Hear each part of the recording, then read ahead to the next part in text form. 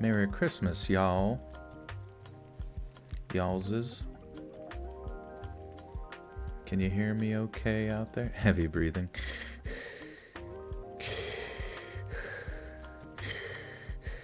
I'm behind you. You're live, man. Thank you for letting me know, Sarah. I was unaware.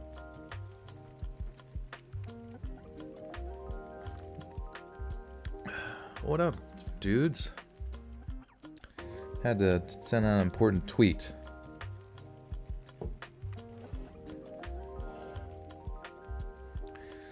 How many stories tonight? We got 5. Christmas true crime, hot true crime action. Hello from North Carolina. Hello. Unless NC stands for something else. Nicaragua, Colombia. Sam Gonzalez with the 3 says, "Sup, Joel? So I did end up testing positive for Forvid-19. Forvid? Uh-oh. Is that a new one? Is that the newest strain?"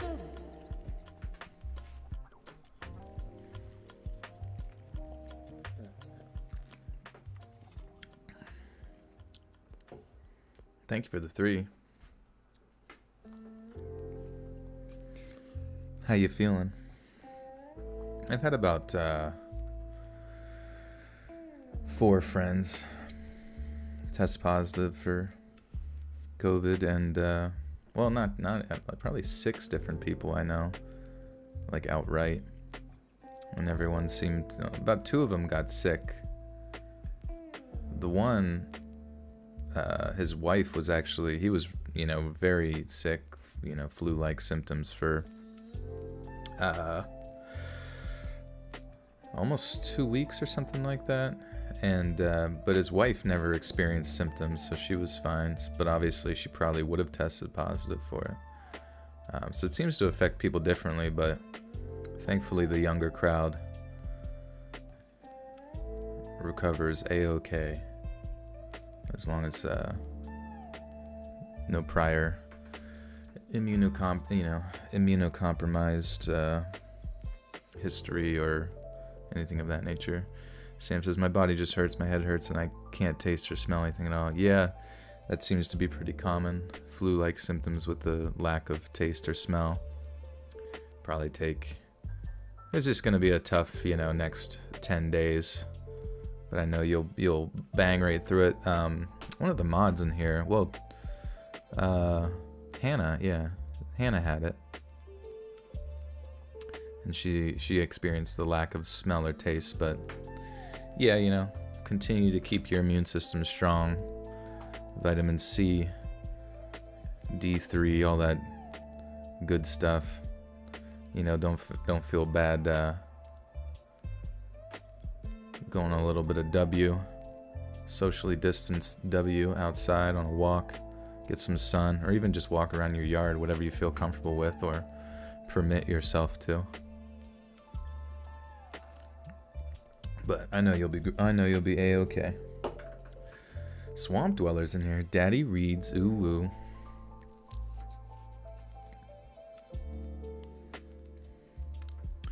Ooh woo. What is up, Swampy? Swamp ass. Hopefully no fire alarms this time. I know, right? That was just like too fucking ironic, like she turns off the power first and then proceeds to light the entire house on fire. It was just like, nice, bro. Real slick. Real Gordon Ramsay over here.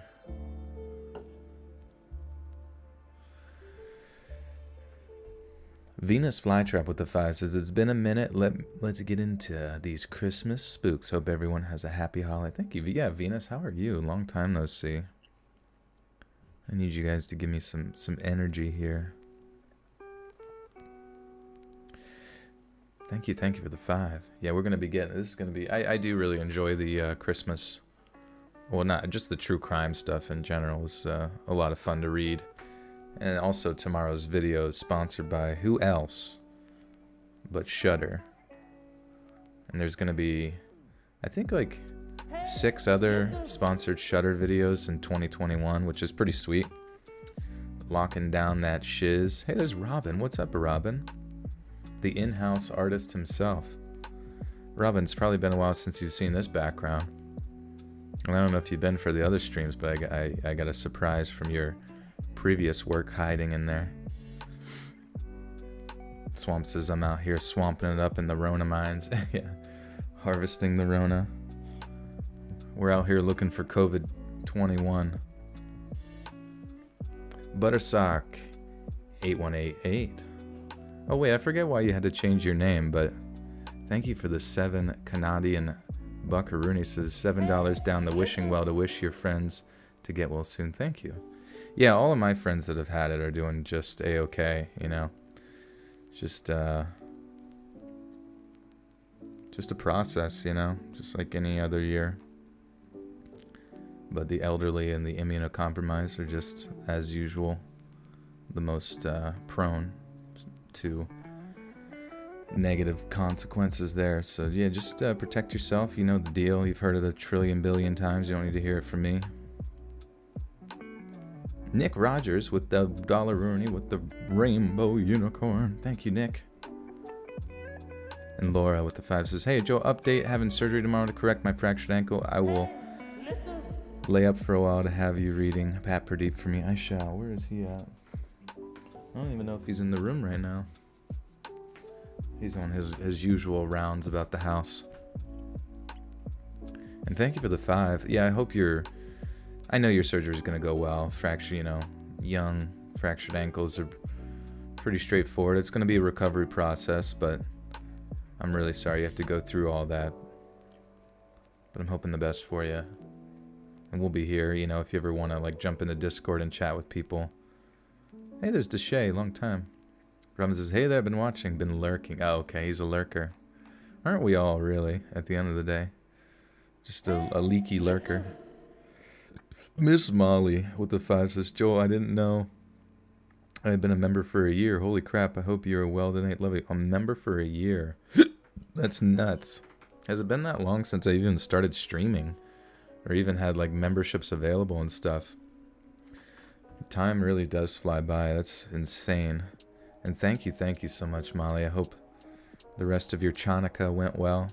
I guess that officially ended when? Probably oh yeah, it was Friday. Friday was the final day of Chanukah. Thank you, Molly. And thank you for the year of membership. And Taylor McLean has become a full-grown pizza and a member of the Buttersock cult. Welcome, Taylor. I'm still trying to figure out why the notifications for members don't notify me like they used to. When I click, like, when I test the notification on OBS, it works, but maybe I just have to, like, you know, re-input a notification or something to, like, reset it. I'm gonna have to try that. It's just half the time I'm always, like, skirting around, you know what I mean? Hiccups. Probably just acid reflux. Literally every time I eat now, I have to, like, take apple cider vinegar tablets. Otherwise, like, my acid reflux is dog shit. How to become a member? Yeah, so there is a join button kind of near where you can donate and stuff. I'm not exactly sure where it would be on mobile. I think it should say join. But then you will get some sick-ass perks, such as a Buttersock emoji, a Pradeep emoji, and a Pizza Heart emoji, as demonstrated by the beautiful Nikki Newman.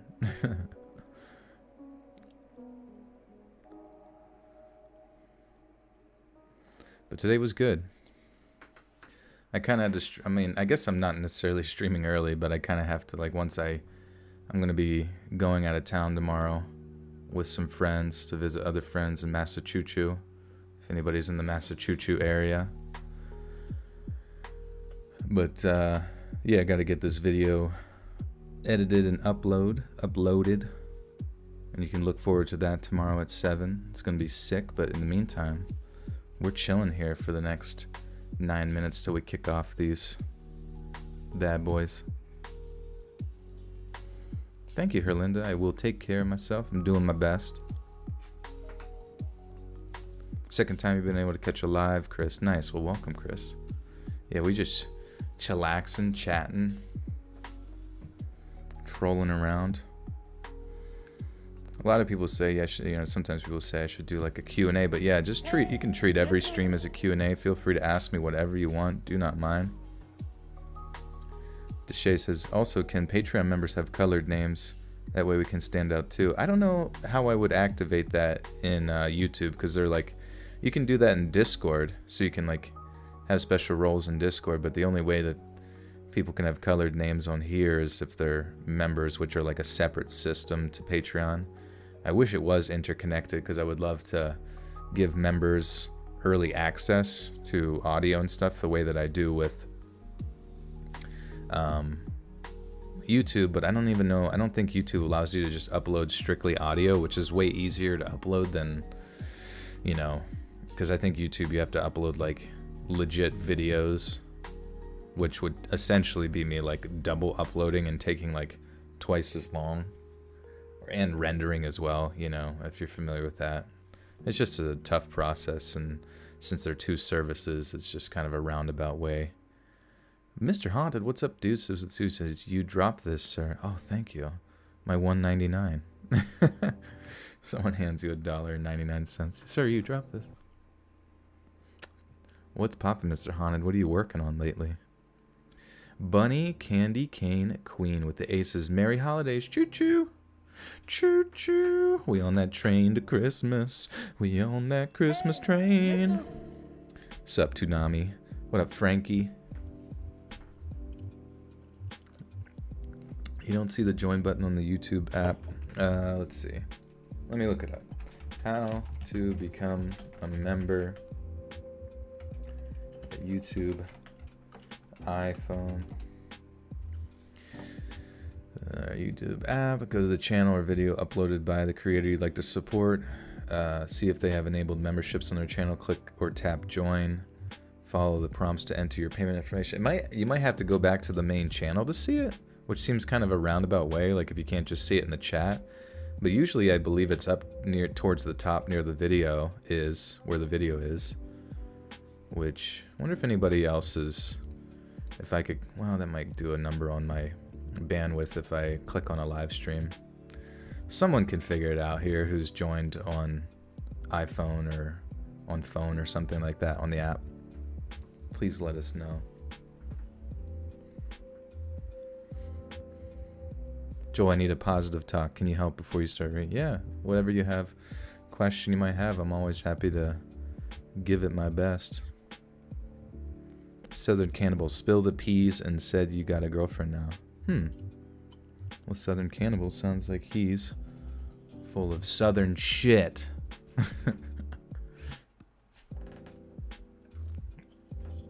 Can't spill that pea on me. Taylor McLean, thank you for the 5. It's funny sometimes when I see Canadian dollars, it looks like California. With the 5 Californian dollars. Thank you, Taylor. Oh, look at it.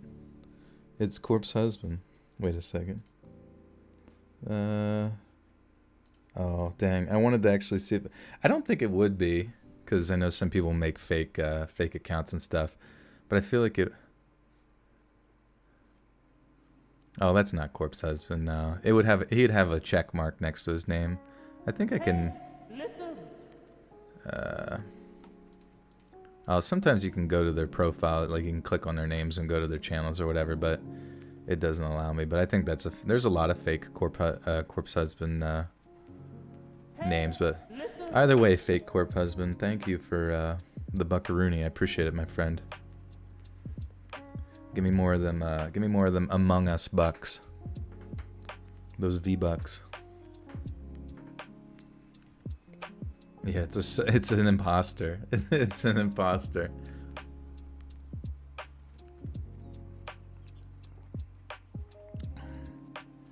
I'm your Huckleberry. El Corpso. Corpse Husbando. Did me and him collab?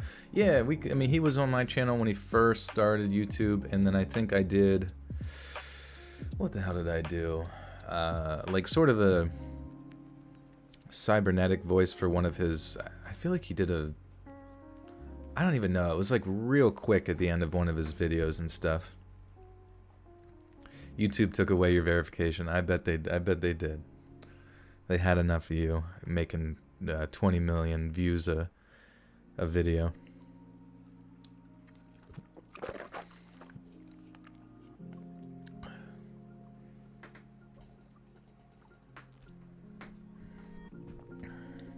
If it's the real corpse husband, DM me over Twitter this instant in the next 5 minutes. Otherwise, I'm gonna promote you to moderator.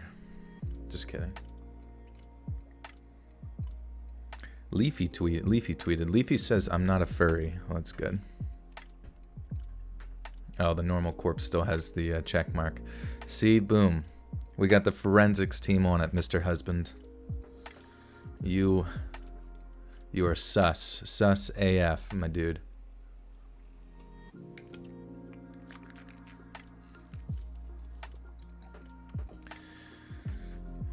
Robin's on it. He's part of the special counsel.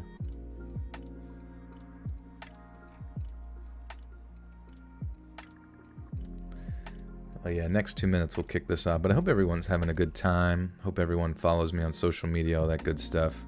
Sometimes YouTube's notification system is kind of weird about new videos and stuff, but do you think there's like a better way for me to like show people that I have new videos coming out like every Monday, Wednesday, Friday at 7 p.m. Eastern Standard Time? Because I don't know, like I guess I don't technically have it on my banner on my YouTube channel, but I do have it written like Monday, Wednesday, Friday. So I don't IDK, you know.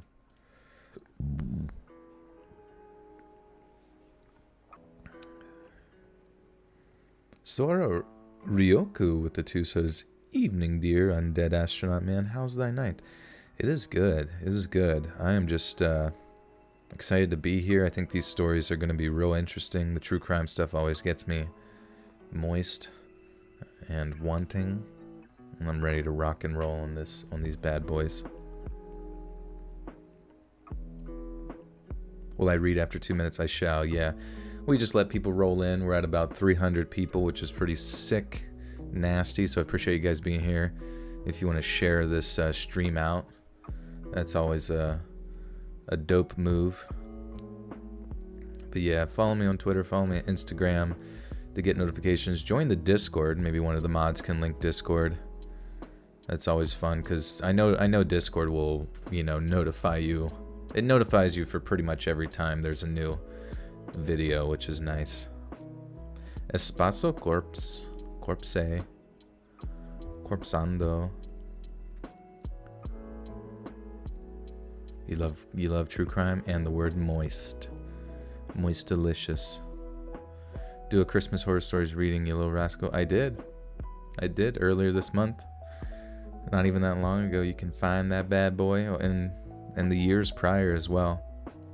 What's my favorite stories to read? Well, I really like the paranormal stuff, and the true crime stuff's good too, because it's just, I feel like it's a lot more, the writing is a lot more like organized, I guess you could say. And, you know, obviously it's like verified content, you know what I mean? So you know it's legit, that you can look it up and that kind of thing. Oh, it's read time.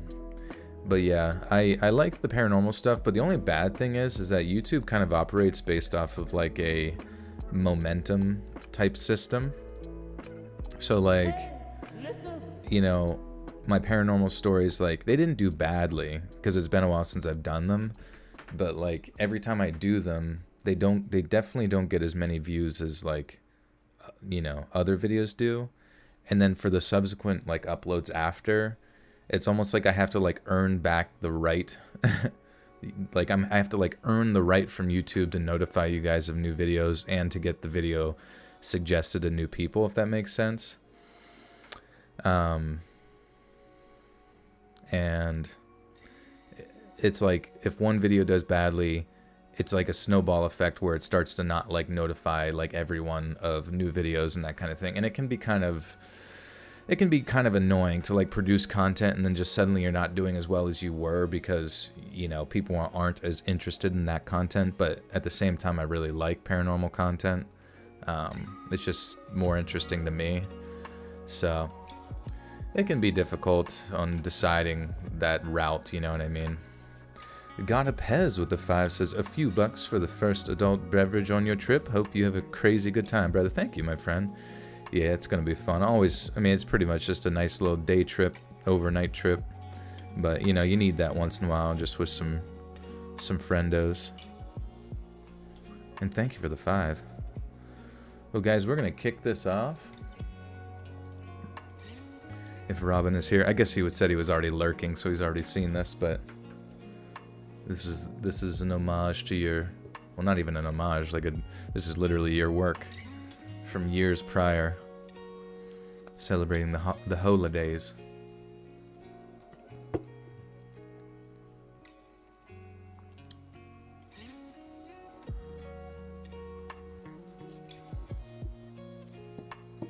Let the cream stories begin. Let's go.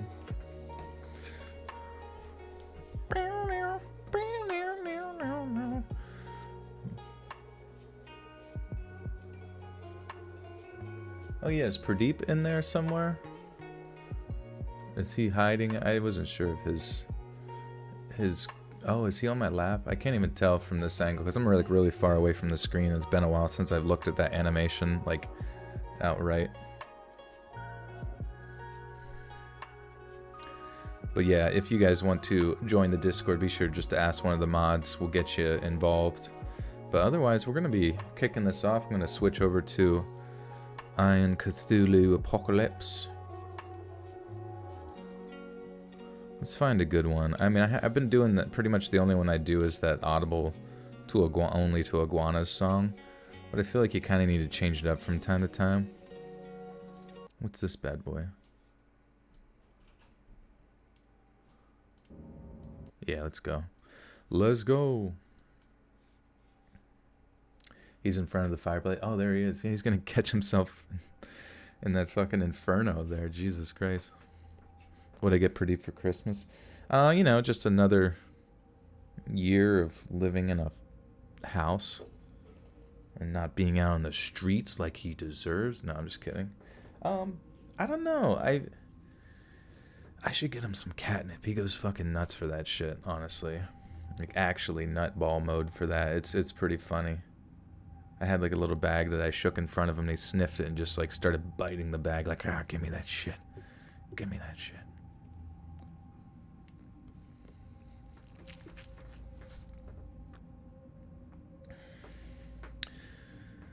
All right, my friends. We have arrived. Ready to rock and or roll. Let's read into house. What do I want for Christmas? I don't know. I have no fucking clue. I want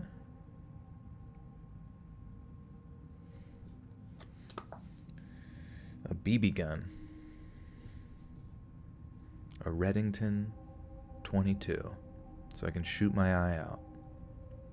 I deserve awards for this channel. You help so many people sleep. Thank you, Sammy. That would be cool if they actually had YouTube awards, but there's just so many. Oh god, we had Corpse Husband, Imposter Corpse Husband, now we have Imposter Mr. Nightmare. Love your narration style, dude. Thank you, Mr. Fake Nightmare. Oh shit, it deleted your link.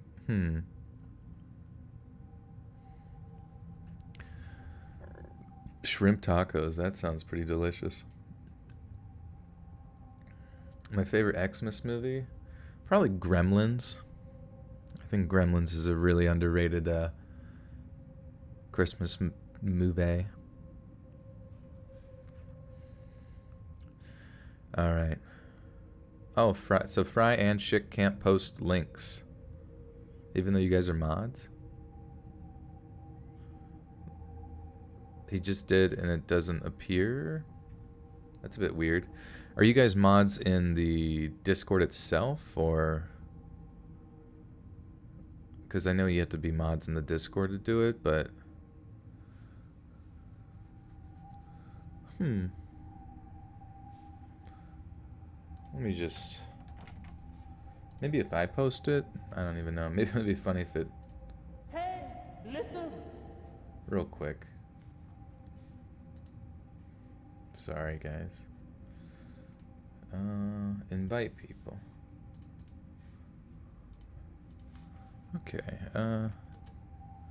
oh, it works when I do it. Maybe you guys can copy that shit, and now that I posted it, it'll work, but I don't know. It's kind of weird sometimes. Kind of sus. Shy and Dory Bob with the 10 says you should go and try some delicious, amazing quesadillas if you haven't already. Happy holiday. What in the world are those? Quesadillas. Searching Google. The Bay Area's hottest compound word. Combining cheese and birria, the traditional Mexican stew. Oh, shit. Yeah, where do I get that? Do I have to go to the Bay Area to get that? Well, anyways, I have the Discord link copied and pasted, ready to rock and roll if I need it again if it doesn't work for you. You keep posting, but it won't show. I use phone and laptop. My link didn't show? Oh, did YouTube do away with links during live streams or some shit? My link isn't showing. Huh. Well, that's fucking weird. It's wiggity wiggity whack. Well, maybe I can... Is it possible? Is it possible? What if I go to my dashboard? Maybe I can put the link in the... I can change the... Like, update the description. Well, the description, it doesn't have it in there right now.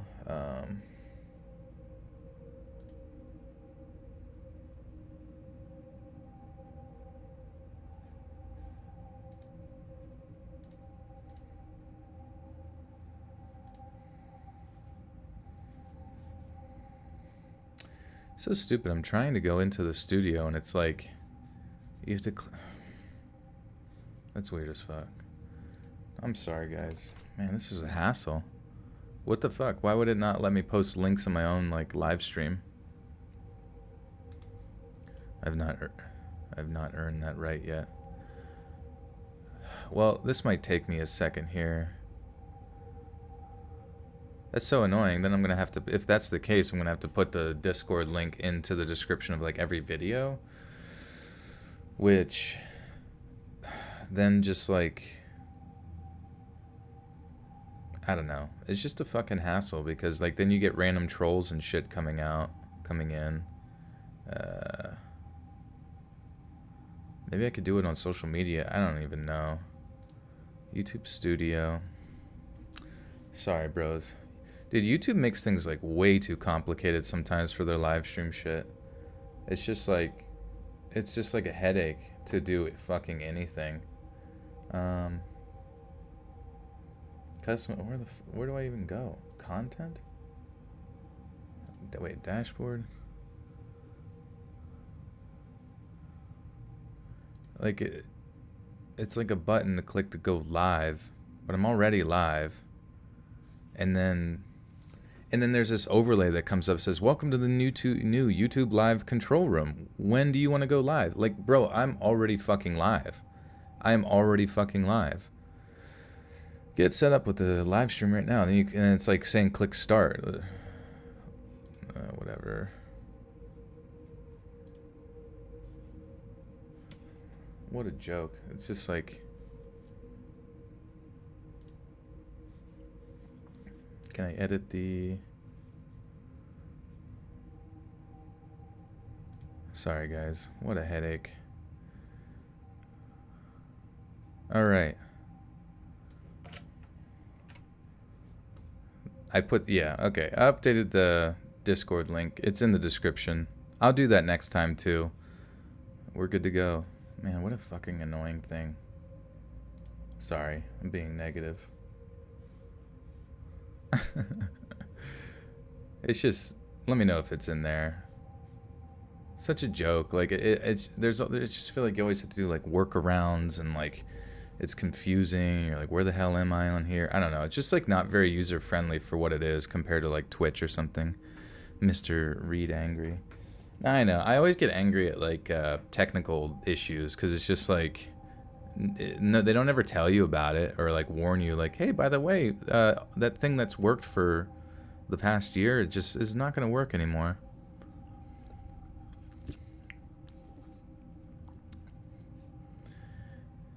All right. Anyways, let's read stories. That's what you guys are here for, anyways, right?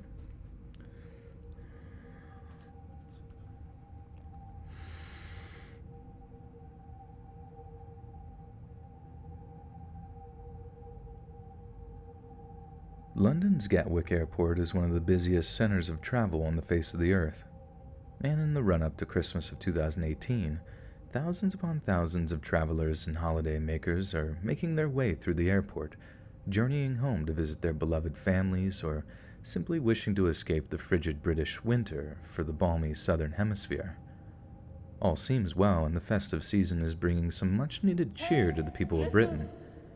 But little do they know that an incident is about to occur which will highlight how scarily vulnerable the nation's air travel network really is, and will leave many unanswered questions demanding answers for many years to come.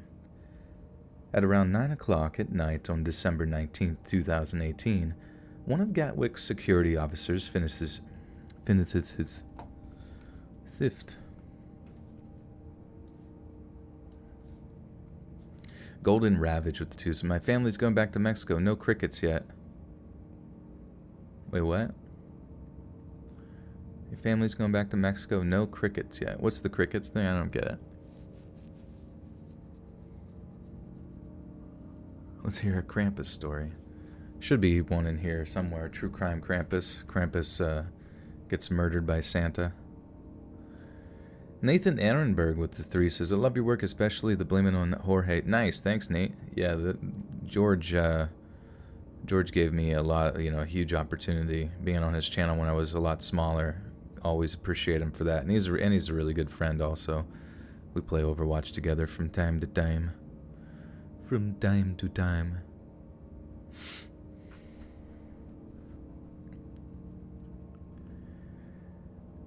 At around 9 o'clock at night on December 19th, 2018, one of Gatwick's security officers finishes his shift and makes his way towards the nearby bus stop to catch a ride home. The bus stop happens to have a clear view of one of the airport terminals, as well as the perimeter fence.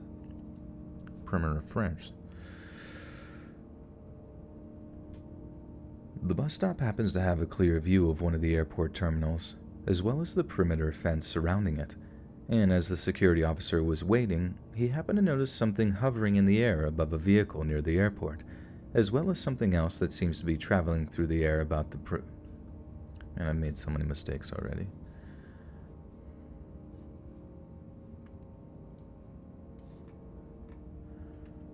Shick with the 2 says, boy he reading. Go reading boy, go. Thank you, Shicky boy. Golden Ravage with this says, you read my story about my stepdad and the cartel. Oh. Yeah, I don't know how I was supposed to know that, but yeah, I don't recall that one, honestly. Something to do with crickets? Oh yeah, it was like, almost like a paranormal story or something about crickets. Like the crickets were like a sign of bad luck or some shit, which I find to be really weird because it's like, when it's the summertime around here, it's like crickets everywhere, so I feel like you would just be surrounded by bad luck if I forget the story completely, but Hey, listen.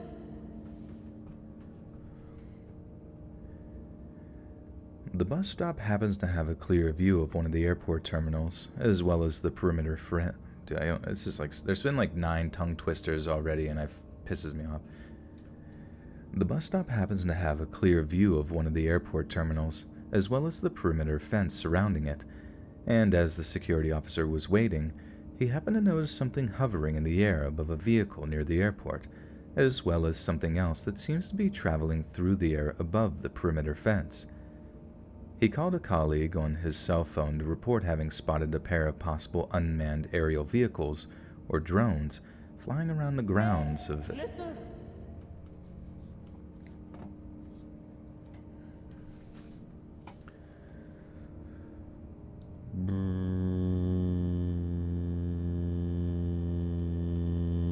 Eve Keller, holy shit, with the 20 buckaroos, says your voice is quite intoxicating. Thank you for lulling me to sleep with nothing when nothing else seems to work. You're welcome, Eve. Thank you so much for the big $20 Renos. I really appreciate that. Thank you. Hannah, you were taking your Sunday nap. Hannah, we need advice. Someone in the chat has gotten the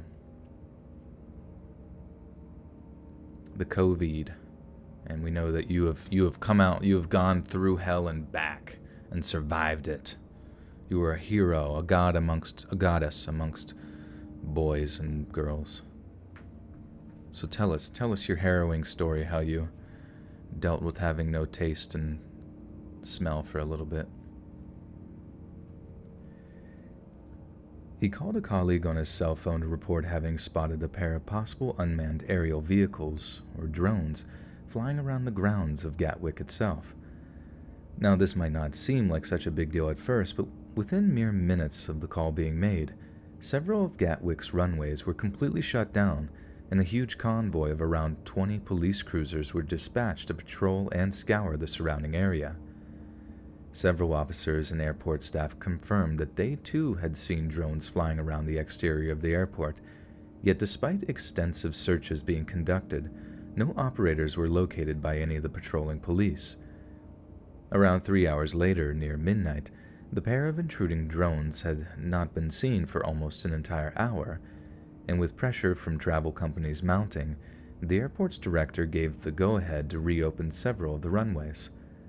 Then, almost as soon as flights were once again scheduled to take off, the drones reappeared out of nowhere and would appear to be a deliberate attempt to disrupt air traffic out of Gatwick Airport. As the night went on and the date ticked over,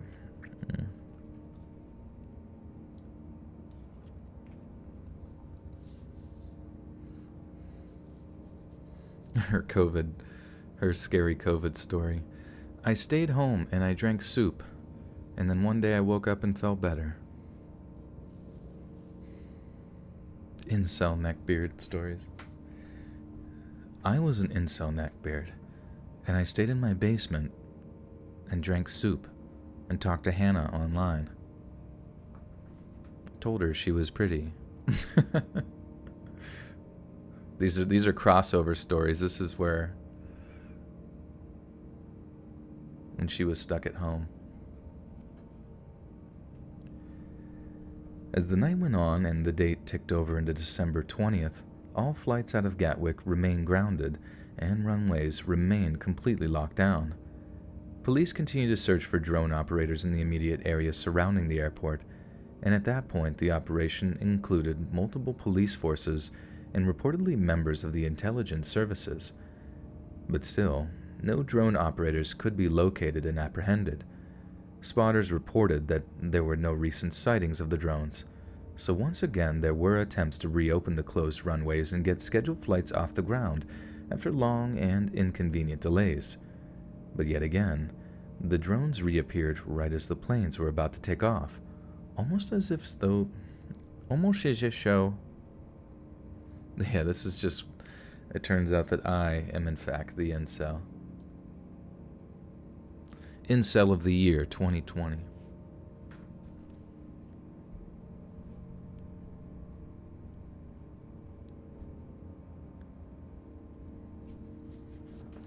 Anna's edits, thank you, love you too. Brab Ross is here and he wants turkey stories. That's all he ever wants. He didn't get enough this year. Do I like Naruto? I never really watched Naruto, to be honest with you. I think it was after my time. After my anime days.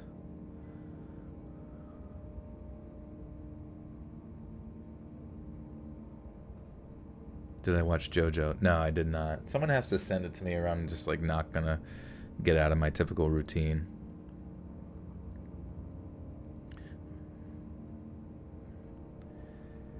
But yet again, the drones reappeared right as the planes were about to take off, almost as if though someone was intercepting radio traffic. One could be a coincidence. Twice gave police and intelligence officials the idea that this was some kind of concerted effort to sabotage commercial and public flights during one of the busiest times of the year. As the run rose on the... Oh, the run. The run rose. As the runny nose ran. Allison Marie with the 5 says, "Hey Joel, you always keep me entertained on my night shifts. This is my Christmas gift to you. Give Pradeep kisses for me. Thank you for reading my story." Yo, you're welcome, Allison. Thank you for the 5. I will give Pradeep lots of kisses. He was purring very deep earlier. It was impressive. Thanksgiving ham stories. Turkey, ham, stuffing stories. Stockings full of mashed potatoes this Buttersock Christmas cult day. This is a very important day within the Buttersock cult grimoire. Trash collector stories. Now that would be interesting. JoJo with a Bobo from Dance Moms. Never heard of it. You guys are above my head with the anime shit. But I am interested. I definitely was more of a weeb back in the day. Johnny Sins, what's up, doggy? Hello, guys. Dr. Sins here. Ready for your prostate exam. As the sun rose on the morning of December 20th, there were still multiple sightings of the drones being reported from all over the airport. Oh, my voice cracked.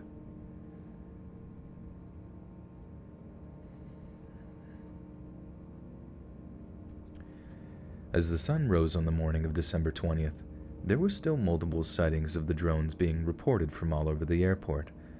Members of the press flocked to Gatwick to try and obtain pictures of the objects that were disrupting air traffic at one of the busiest times of the year, but despite their efforts, no clear photographs of the drones could be taken by anyone.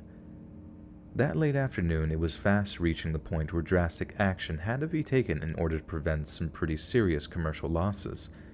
So the British government called upon the nation's armed forces to end the drone problem once and for all.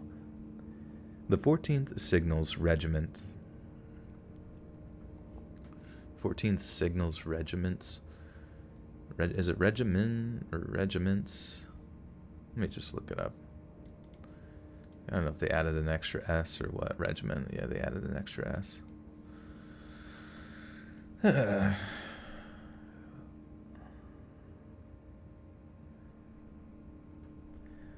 The 14th Signals Regiment was immediately dispatched to solve the problem. As the Army's only regiment providing electronic warfare capability, the 14th Signal Regiment's mission is to achieve superiority in the electromagnetic spectrum and deliver intelligence to the Army's infantry forces. It wasn't often that they were called upon to venture into the civilian world, but regardless, the regiment rolled into action. At around 5 o'clock that same day, December 20th, military vehicles belonging to the 14th Signals Regiment arrived at Gatwick, some of which were equipped with so-called drone domes.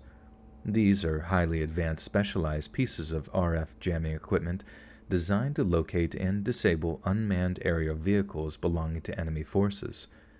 The equipment was booted up and switched on at around 9 o'clock that night, but they could not locate any of the invasive machines, and after a long period of searching, they were deemed to be gone for good. Flights were resumed as quickly as possible, and with the presence of the military in the area, the drones did not reappear, and the situation appeared to be resolved. To all involved, it seemed absolutely no coincidence that the drones had gone for good, now that the British Army was involved. If whoever was piloting, I have to pronounce every fucking word. If whoever was piloting them was as observant and well-informed. My voice, though, thank you. Squawk is here. Squawk 1, checking in.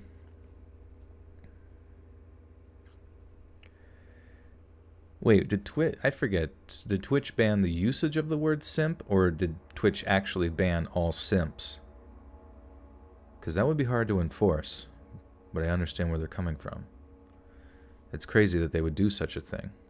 Seems a little bit hateful. If whoever was piloting them was as observant and well informed as was previously guessed, they would know well that the ante had been well and truly upped. It would be far too risky to bring down the heat of Britain's armed forces onto them. The bulk of the incident was over, but there were still many unanswered questions. The only sighting of a potential suspect was around 3 miles from Gatwick itself, reported by a couple delivering some Christmas presents to family. They told police that they had seen a man leaning over a gate who appeared to be closely observing 2 drones about 3 feet in length that were equipped with powerful guidance lights. The couple shone their car headlights on him, but the man didn't seem to react at all. The suspect was never identified or arrested, and we can only really speculate as to if he was the culprit controlling them or simply an interested observer. The idea of it being a terrorist act was also ruled out since there was no obvious attempts at violence or destruction, and the presence of the drones was more of a nuisance, albeit a financially costly one, than any kind of abject threat to human life. The very next day after the drone incident ended, 2 individuals from nearby Crawley, less than 2 miles from Gatwick Airport, were arrested in a dawn raid. Crowley? Is it Crawley or Crowley? Let me copy this and check on Forvo here real quick. Crawley. Crawley, and then is it Sussex? Sussex? Or like some sort of weird French pronunciation.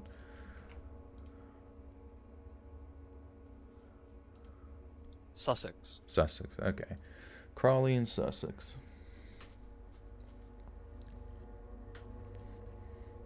What is simp? Gotta look it up.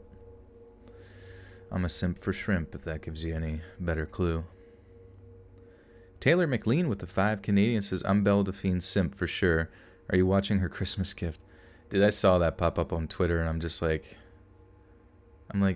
surprised. Like, Twitter literally, like, I saw a funny tweet the other day. It was like, what's up, Twitter? What are we outraged about today? And it's just, like, funny to think, like, they get outraged about the most random bullshit, but then, like, Belle Delphine can, like, post herself sucking a fucking, pickle dick literally on the website itself, and it's, no problem.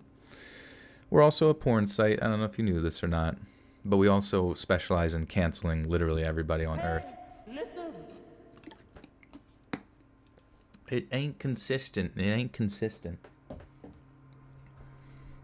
But thank you for the 5, Taylor.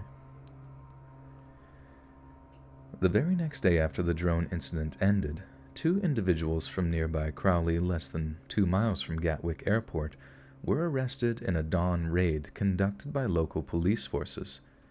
Sussex police were looking to charge them with disrupting civil aviation, to endanger or likely to endanger safety of operations or persons, a criminal offense with a maximum sentence of life imprisonment under the Aviation and Maritime Security Act of 1990. 2 days later, on December 23rd, the pair, who turned out to be a married couple with an interest in drone technology, were ruled out of the investigation and released without charge, having been questioned for almost a day and a half. But the damage to their personal reputations had been done, as their names and photographs had already been published by a handful of national news outlets. They were even named by the local Member of Parliament, Henry Smith, who had to subsequently issue a personal apology to the couple with... Dude, fuck that shit. Like, if... I hate that. Like, we're just gonna assume... We're gonna do a dawn raid on your house and assume you're guilty, put you in the newspaper. It's like, you better... Like, the news organizations that put you out there, and especially someone in Parliament, should literally be held financially accountable for some shit like that. That's ridiculous.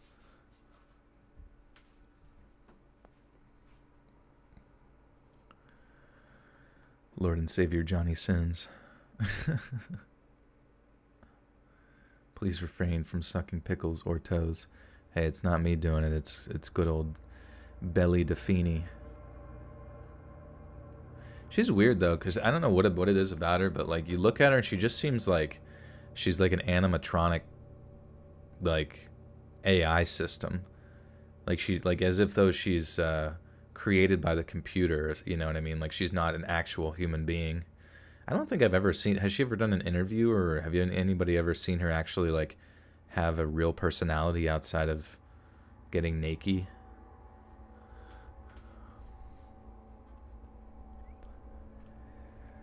They were even named by the local member of parliament, Henry Smith, who had to subsequently issue a personal apology to the couple when their innocence became apparent.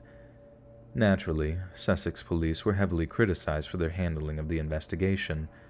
An employer of one of the suspects provided an adequate alibi, stating he was at work when the incidents took place, making it an impossibility that he was guilty of being the drone operator that authorities were looking for.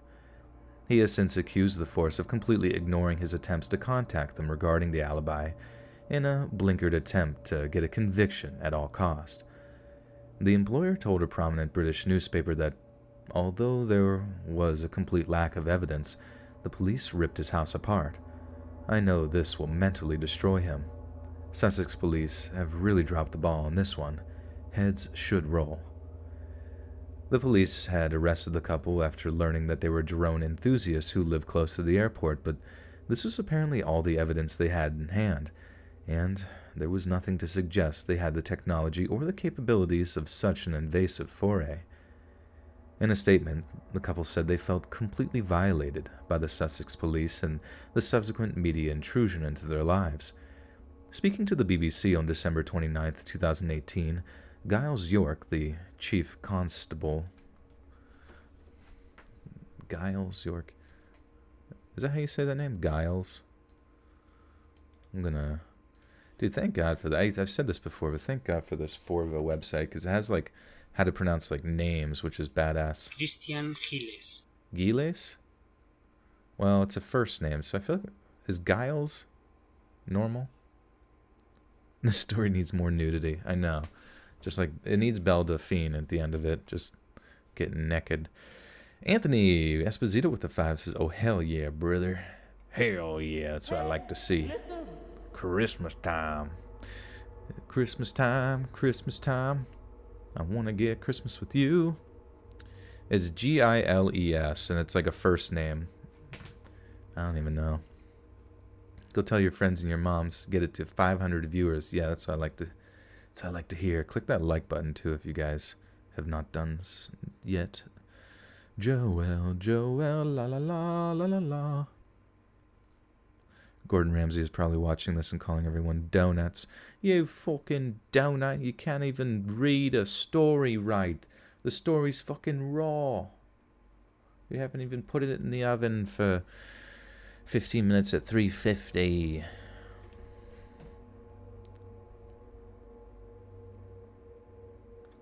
I'm just going to call him Giles if nobody knows. Oh, Giles, like George. Thank you. Thank you, thank you, thank you.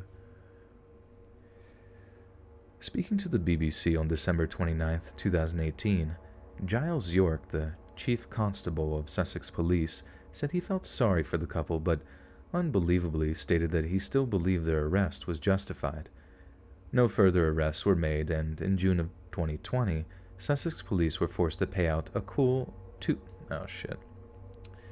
Are these pounds? I'm such an idiot. I don't know why I assume they're pounds. The pounds, yeah, sorry. I don't know why, I just you know, the euro, doesn't the euro look like a fucking E too? Euro. And I know that they don't even use those anymore. Or do they? I don't know. Do they use that in the UK, or are they done with them bullshits? Taylor McLean with another 5 Canadian maple syrup dollars says, you didn't answer me about her Christmas gift, just saying, but work time, take care. Wait, whose Christmas gift? Wait, did you?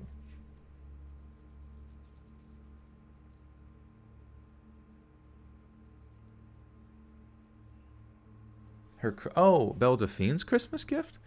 I thought you meant, well, that's what I thought you meant, was like the fact that Belle, because I saw her trending on Twitter and I was like, what's the deal with Belle Delphine? And then I saw that she had posted herself with some guy's wee in her mouth, you know what I mean? And it had like a Pickle Rick covering it up or something, and it was, I guess, trying to entice people to go over to her OnlyFans or whatever. That's what I thought you meant was her Christmas gift, but you didn't answer me about her Christmas gift. Just saying, but work time, take care. Well, thank you, anyways, Taylor. But I'm confused. Was that not her Christmas gift? Joel's mom's Christmas gift. Joel has a really pretty mom. Jesus Christ, hottest mom in town. Joel doesn't give his girlfriend Christmas gift. Rob, you're my girlfriend, bro. Belle Delphine is the Christmas gift? Oh. I thought it was just like, here's a video of me sucking on a penis. Is that not enough for you? Are you not entertained? Have you not blown your load? And spent... I wonder how much... let's see. Let's actually look it up. We're going to do some field research. Belle Delphine... Oh, God. Belle Delphine, only fans. Let's check it out. How much does it cost to become a #1? How much does it cost to be her boyfriend? Let's see. What? $35 a month? Are you fucking kidding me? Just so you can watch some pink-haired gamer girl get necky.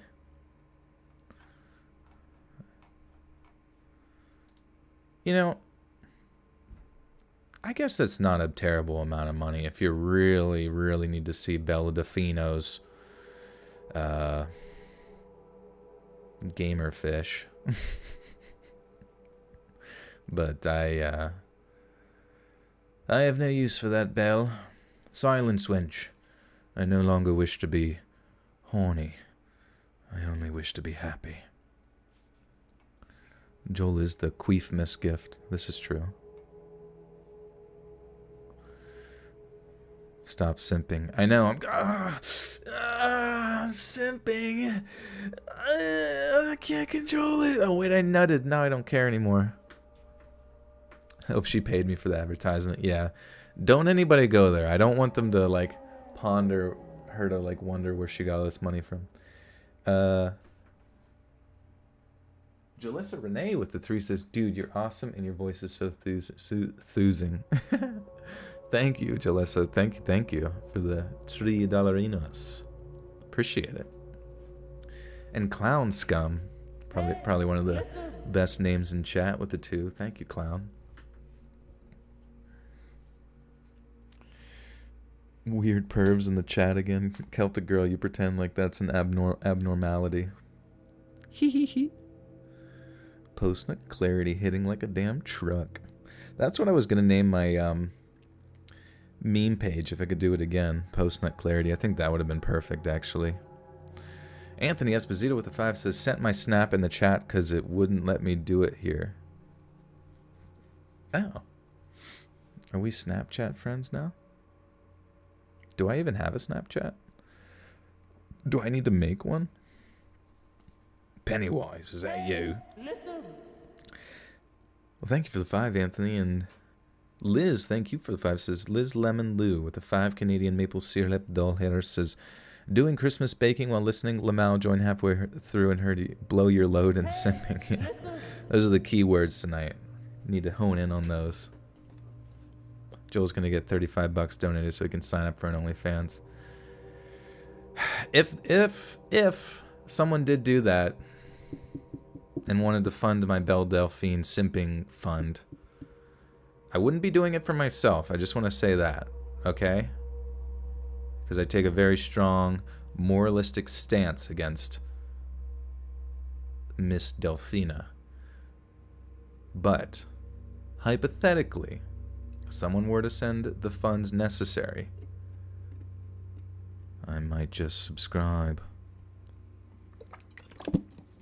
And report back to you guys, of course. It's like being the person that goes down the, into the nether, where there's like, and I have, you guys are all holding on to me with like a cord wrapped around my waist, and I'm traveling into the nether that is Belle Delphine's gamer lounge. Chris Johnston with the $20 Reno. Sorry. A down payment for Joel's OnlyFans content. Happy holidays, buddy. Thank you. Thank you, Chris. I really appreciate that. Yeah, honestly, I'm about to start. I don't even know. Would that be like? You know what I'm worried about, though. To be honest with you, is that like, does YouTube punish channels who? Does YouTube punish channels like who include their OnlyFans like within their description? Because I don't want, you know what I mean, I don't want them to have like a specific TOS that says like you can't put, like link people out to like pornographic stuff or whatever. But if I started an OnlyFans, you damn right I'd be reading some spooky stories that may or may not include bodily fluids. Judith with the 17, and those are euros. I know those are euros, right? Those are euros, right? Images. Is this a euro? What is this mysterious currency? It is a euro. Thank you, Judith. Thank you. YouTube is listening. I just wasn't, I mean, if anybody's familiar with that. OnlyFans is the next adventure. I mean, I might as well. I might as well be the most diverse reading smut naked. Yeah, you guys will have to take my word for it that I would be completely nude while reading those stories for you. Some of you could even write them. How often if I were to make an OnlyFans, how often would I have to post? Pre-cum socks. Oh my god. That's how you know you've ascended. Legend says that Joel is reading this nude as we speak, and Johnny Sins is behind me. What do I do? Lila, did you say hi to Fry? I've been saying this for 6 months. I'm waiting for Hannah to give me the okay, the A-OK. Yesenia B. Martinez with the 10 says, just wanted to say thank you so much for all your work. Last year was very hard for me. It got me through toughest of times, my alone moments. Thank you. Don't stop reading. Merry Christmas. Thank you so much, Yesenia. Thank you for the 10. And I really do hope that going forward things get better for you. And we will be here for you. I think I updated the Discord link, so it's in the description now rather than mod. Hannah, I don't know if you heard this or not, but I don't think mods can link Discord links for whatever reason, or links at all. I don't know if YouTube changed something, but 3 days a week, just like YouTube. Jesus, that's demanding. Can I be naked that often? Would I get arrested? What are you doing, step narrator? What mic do I have? This is the one you're hearing me through now is an AKG C214 that connects to a Zoom UAC2, like, what the fuck is that called? What is this called? Not an adapter, but a interface. Sorry, yeah, which removes background noise and stuff like that, adjusts volume, and converts analog data into USB, or I guess digital or some shit. How old am I? I am 30. Clean the peen. Oh, it worked? Well, no, Brob, you see, if you typed it in, I can't see it. Nobody can see it. When I typed it in, it made it seem like I did post it in, but maybe I have to go and change something to allow links to be posted. I don't know if they've changed that or something, but yeah, links cannot work right now for anybody, even myself, when I post it. So I did update the description, so if you guys need to join the Discord, or if someone asks, just point them in the direction of the description. It will be up to date.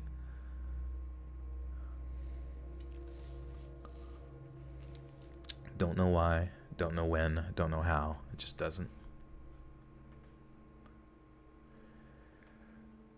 No further arrests were made, and in June of 2020, Sussex police were forced to pay out a cool 200,000 pounds. I looked at it, I'm still seeing euros for some reason. No further arrests were made, and in June of 2020, Sussex police were forced to pay out a cool 200,000 pounds to the couple in an out-of-court settlement to keep them from taking their complaint to the High Court. The question of whether or not the Crowley couple were to blame for the intrusion and disruption seems to have been answered, but there is one particularly frightening point to be made about the entire ordeal, and that is the issue of what is known as geofencing. Geofencing is a system by which a pre-programmed area can be blocked off to consumer drone flight. This is typically a safety issue for places such as airports, but can only apply to secretive, restricted areas such as military research or defense areas. Essentially, if a store-bought drone tries to fly into such an area, a pre-programmed stopgap control mechanism will simply prevent it from doing so. The point being that whoever was manning the drone that day was in possession of technology that could override some of the most powerful programming in the modern world. The police actually released a statement saying that the drones in question were thought to be of industrial quality, which I think we can all agree is something of a euphemism for military quality. Was a powerful foreign state to blame for what happened that December?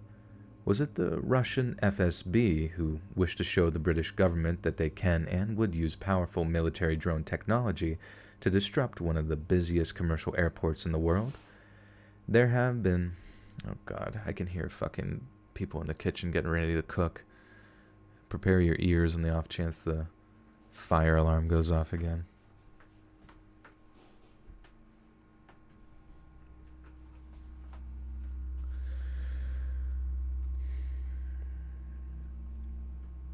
Was it the Russian FSB who wished to show the British government that they can and would use powerful military drone technology to disrupt one of the busiest commercial airports in the world? There have been even more sinister, outlandish suggestions that the drones in question were made up of man-made... weren't. I always get mad when people mix it. It's whatever, not a big deal.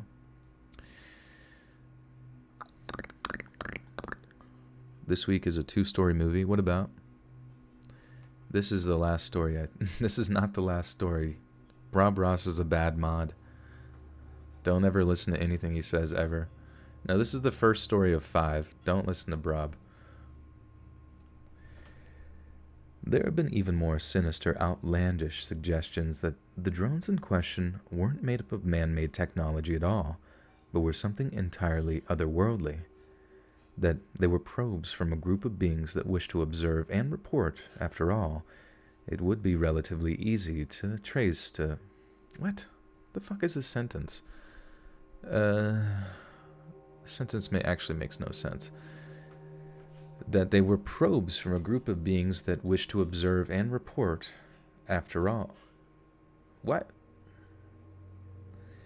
That there were probes from a group of beings that wish to observe and report. After all, it would be I feel like they forgot, like a fucking... Was that the end of the sentence? Because it sounds like you're starting a new one here saying, after all, it would be relatively easy to trace, to block as civilian or even military drone. It's annoying.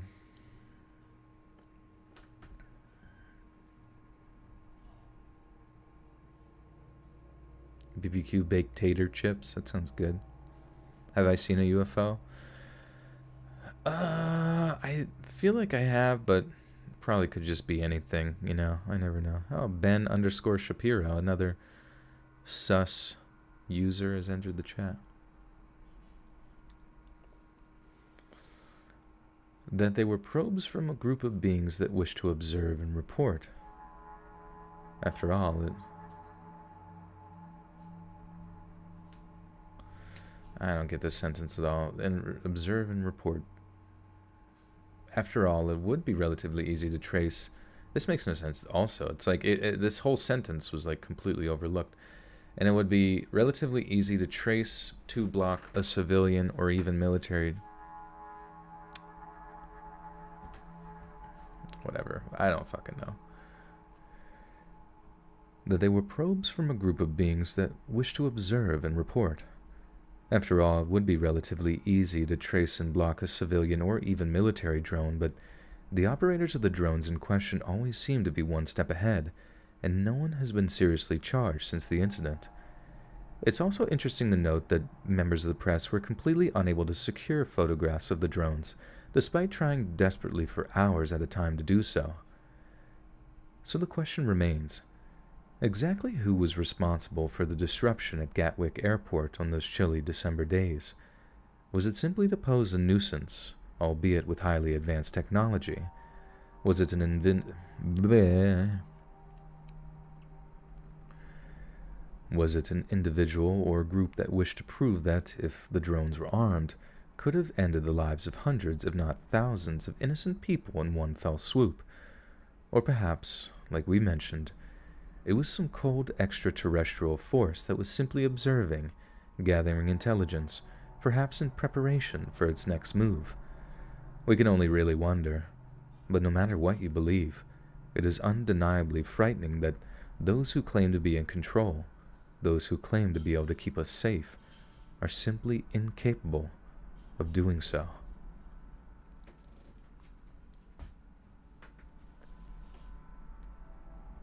You saw a shooting star at 2:17 a.m. this morning? Nice. Lauren, your brother and you saw a UFO? What was that like? Oh. Huh.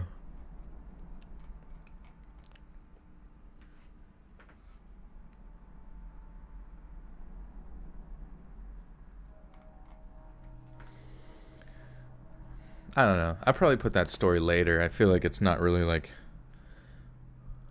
true crimey enough, you know?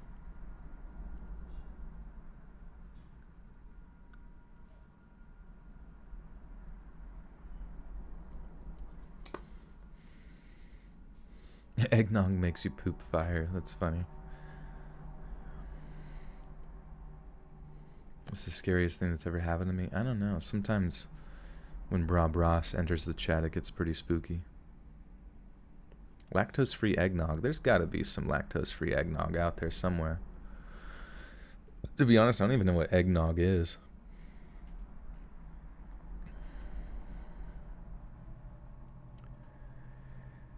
For three young women from Fort Worth, Texas, December 23rd of 1974 was much like any other day in the run-up to Christmas. Houses had been drenched with festive decor. Mall Santas had occupied their grottos in just about every shopping center in the country, while both national and regional radio stations pumped out Christmas songs, both classic and modern. Overcome with festive spirit, 17-year-old Rachel Trelica. It's like TR, what the fuck? How do you even say that? Trelica.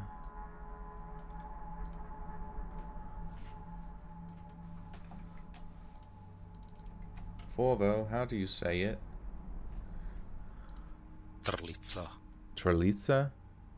You really gotta roll the R? I'm not much of an R roller, to be honest with you. Trelica. Trelica. That'd sound really silly if I talk like that.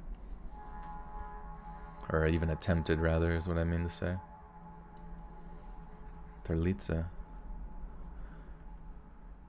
Overcome with festive spirit, 17-year-old Rachel Trelica, 14-year-old Renee Wilson, and 9-year-old Julie Ann Mosley took it upon themselves to visit the Seminary South Shopping Center in order to buy presents for their families. Now, down at the Fort Worth Town Center, the mall hosted many popular department stores such as Sears, Burlington, and JCPenney. The trip had started with Rachel driving over to Renee's parents' place in her 72 Oldsmobile 98 and asking her to accompany her on the outing. Both adored 9-year-old Julie Ann, who lived just across the street from Renee, seeing themselves as a blend of maternal and sisterly figures to the young girl. So they took it upon themselves to call over at her home to ask her parents if they minded if she might like to join them. The girls had promised to be back home by at least 4 p.m. Renee, in particular, was excited to attend a Christmas party that night, and was said to have wanted plenty of time to do her hair to pick out a festive-themed outfit. However, 4 p.m. passed by, and the girls' families were yet to hear back from them. Around 6 p.m., Renee's father was growing exceptionally worried and drove over to the shopping mall with the intention of scolding his daughter for being so uncharacteristically late. He drove all over the mall's multi-story parking lot, eventually finding Rachel's Oldsmobile on the uppermost floor. The vehicle appeared to contain numerous bags containing recent purchases made from the mall's stores, but the girls were nowhere to be found. For the next few hours, Renee's father waited by the car, under the assumption that the girls would make their way back to the vehicle in due course. But as time ticked by, assumptions turned to hope, and as the night grew later and later, hope turned to abject terror as the girls didn't reappear at all. The following morning, the girls' terrified parents went straight to the Fort Worth Police Department, informing them that their daughters were missing. But they were shocked and appalled by the initial response, as the police simply believed that the most likely explanation was that the girls had ran away from home. The parents argued this could not be possible.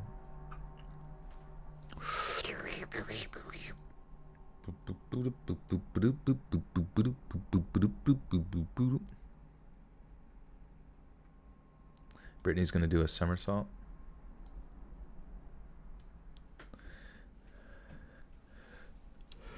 Oh, what are you guys doing? Drinking eggnog? What the fuck? Thank you from England. You would love to know. Wait, thank you from England and would love to know what? Oh, what's eggnog? Okay, yeah, I don't know. I think it probably contains some egg, half nog. That's my initial assumption. I don't know where you get nog from, though. Anybody got any nog? The parents argued this could not possibly be the case, as if they had ran away, why would they leave the car to travel on foot, and why would they leave their recent purchases just sitting there in the vehicle itself? Surely they wouldn't have made the purchases at all. Surely they wouldn't have made the purchases at all, and would have needed the cash to buy their way onto some kind of public transportation.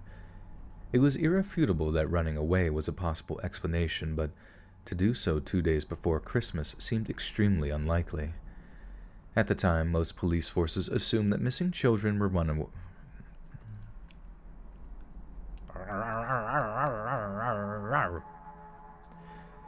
At the time, most police forces assumed that missing children were runaways. It seems ridiculous today that this might be the case, but the 1970s were a time when the idea of stranger danger wasn't nearly as prolific as it is now. That might seem naive in retrospect, but those are the facts at hand. Regardless of their initial speculation regarding the girl's disappearance, Fort Worth police moved forward with collecting witness statements and spoke to several people who claimed to have seen all 3 girls at the shopping mall that day. One of these witnesses gave a horrifying account of seeing a group of them pushing the girls into a yellow pickup truck, but could provide further shit. I was just thinking it'd be really funny if, like, I mean, it wouldn't be funny, but I could see it in, like, a comedy movie. You know, like, you just, like, pick up your daughter or something like that to go Christmas shopping, you're divorced or whatever, and then within, like, an hour, all of a sudden, you're like, Dad, my phone's vibrating. You're like, oh, what's it say? It's got a picture of you and me. And then there's just, like, a Megan's Law, like, alert about you. Just because one of the family members was nuts and, like, claimed that you stole the kid or something.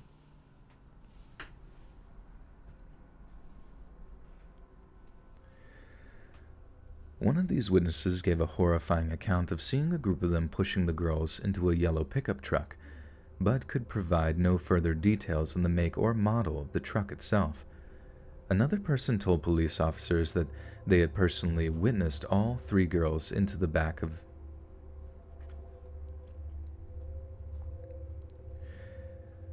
Another person told police officers that they had personally witnessed all 3 girls be put into the back of a security patrol vehicle, which led them to believe that they had been caught shoplifting or at least caught doing something that security personnel found objectionable. It's not unusual for a pair of teenage girls to misbehave in public, but what's disturbing is that this leads us to believe that mall security staff may have been involved in their disappearance somehow. Many years after the girls disappeared, an individual came forward who claimed to have seen the trio being cajoled. Man, now that's a word I have not seen in quite some time. Cajoled. Cajooled. Cajole. Cajole. Persuade someone to do something by sustained coaxing or flattery. He hoped to cajole her into selling the house.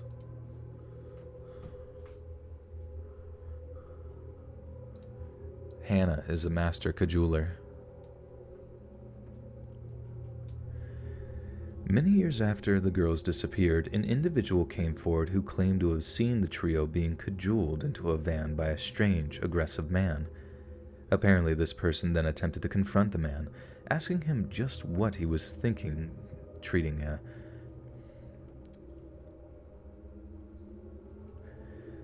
Apparently, this person then attempted to confront the man, asking him just what he thought he was thinking, treating a trio of young women like that, but was told to mind his own business as it was a family dispute. The police investigated these leads as much as physically possible, but they yielded nothing in terms of concrete results. There was also a great deal of speculation regarding the idea that at least one of the teenage girls, Renee or Rachel, knew the identity of their kidnapper and went with them willingly, believing them to be someone that they could trust, but that this misplaced trust had led them to meet a sinister fate at the hands of whoever forced them into the van that day. New evidence came to light on the morning after that disappearance. Fart ass, bro. Fucking fart ass. It's called cajoled, like my name. Joel is good at cajoling.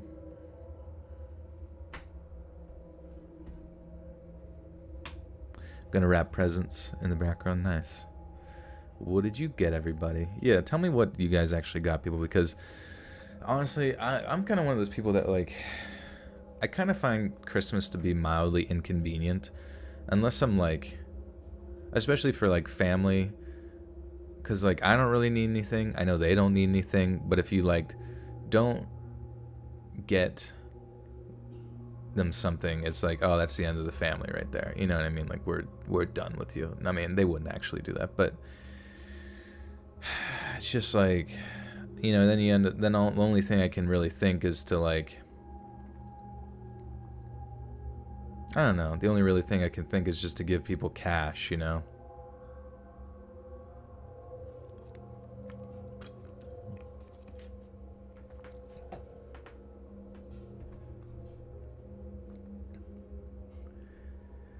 New evidence came to light on the morning after the disappearance, Christmas Eve of 1974, when Rachel's husband of just 6 months came forward with a letter that appeared to be written by Rachel herself.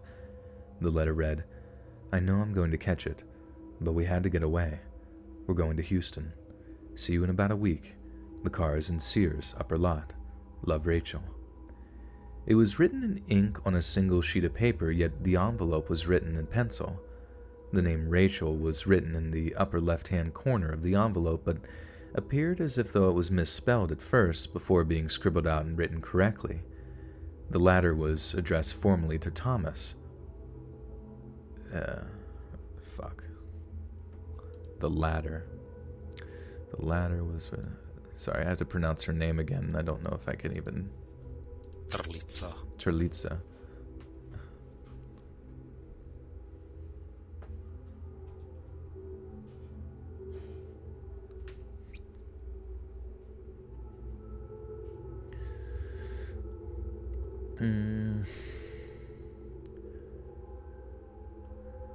The latter was addressed formally to Thomas A. Terlitsa, but this was highly unusual since Rachel never, ever called her husband anything but Tommy. The postmark on the envelope didn't have any city on it either, just a scribbled number that was either 76038 or 76083. The police found this all very suspicious and sent the letter off to be examined by handwriting experts, but when it was compared to Rachel's handwriting, the experts could not come to any concrete, conclusive conclusion as to if it was really hers or not.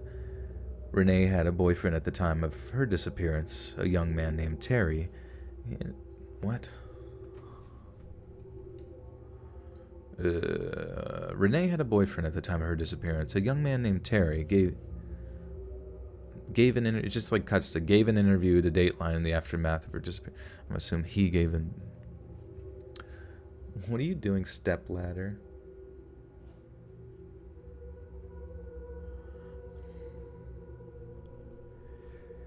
Renee had a boyfriend at the time of her disappearance, a young man named Terry, and he gave an interview to Dateline in the aftermath of her disappearance.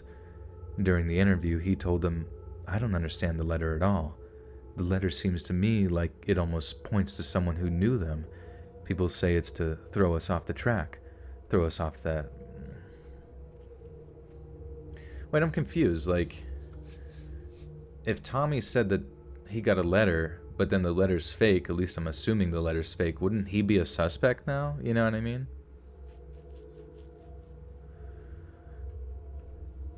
People say it's to throw us off track. Throw us off what track? There have never been any track. I don't know if we will ever know what happened. Terry had his doubts, but the girls' families were insistent that they did not run away, and Rachel's family in particular seemed absolutely certain that it wasn't her that wrote the letter, asserting that the handwriting and language was all off. In light of this, the families refused to give up on finding their daughters and canvassed their neighborhoods with missing persons posters, at one point even going door to door to spread awareness of their children's untimely disappearances. As a result of this, a witness came forward who claimed to be a friend of Rachel's, stating that they had seen her the day she went missing in one of the mall's music stores.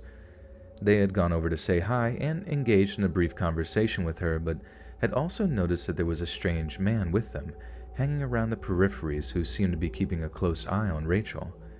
Yet, infuriatingly enough, the friend was unable to give a comprehensive description of this person and was only able to state that they gave them a bad feeling.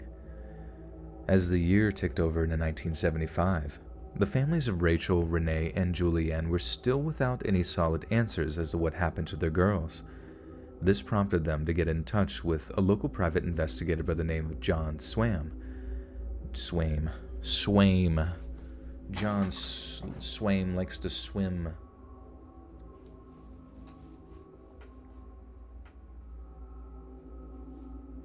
Terry's guilty. I don't know about Terry, but it seems the Tommy guy would be guilty if he just made up a fake letter, you know? You know what I mean? Know what I'm saying? They prompted them to get in touch with a local private investigator by the name of John Swaim. Swaim subsequently drew a great deal of media attention when he said to have received a phone call from an anonymous man who wished to collect the reward money that had been offered in exchange for any information on their whereabouts. The PI later received another anonymous tip, one of which was considerably more morbid. This person claimed that the girls were dead, and that their bodies were rotting in a shallow grave near Port Lavaca. Swaim followed this lead-up, enlisting the help of local police officers to search the areas with corpse-sniffing dogs, but nothing was found, and the tip was then assumed to be some kind of sick hoax. Yet John Swaim was later to become something of a controversial figure, dying of a drug overdose in 1979. After he died, it became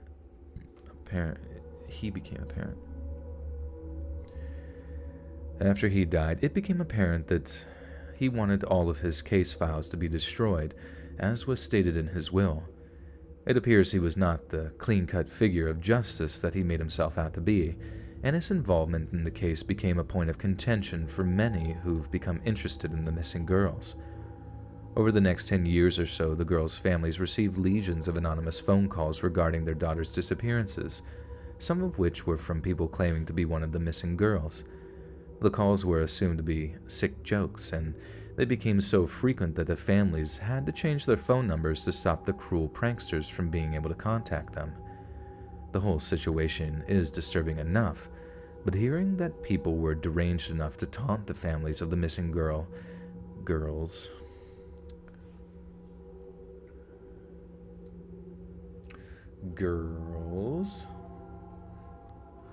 Unless Chocolate Island was near Antarctica or the South Pole. Is there a chocolate island? A whole island made of chocolate? Keeping it cool by being near the icebergs. The whole situation was disturbing enough, but hearing that people were deranged enough to taunt the families of the missing girls is enough to turn one's stomach. These calls and the disappearances in general had a horrible effect on Rachel's younger brother, Rusty. Rusty grew into an adult who was obsessed with his sister's disappearance and was consumed by a conspiratorial frenzy, unable to reconcile or let go of the raw anguish that plagued him. He was of the opinion that it was definitely not Rachel who wrote the letter to Tommy that arrived on Christmas Eve, and that it must have been the kidnapper trying to throw them off the scent. In the years that followed, many witnesses claimed to have seen Rachel and Renee together at a series of different places, including a Walmart, a country store, or a gas station. Rusty has dismissed these apparent sightings as hoaxes, but was increasingly in touch with another private investigator named Dan James, who became personally interested in the case during 1975. Dan said the case lit a fire in him, being one that was multi-layered and extremely complex, and became so eager to solve the case that he even offered a $25,000 reward out of his own pocket in exchange for information that led to the arrest of the person or people responsible for the girl's disappearance. Yet once he became publicly involved, Dan James began to receive anonymous death threats from a number of different sources, telling him to drop his interest in the case or face dire consequences. Yet thankfully, this not only didn't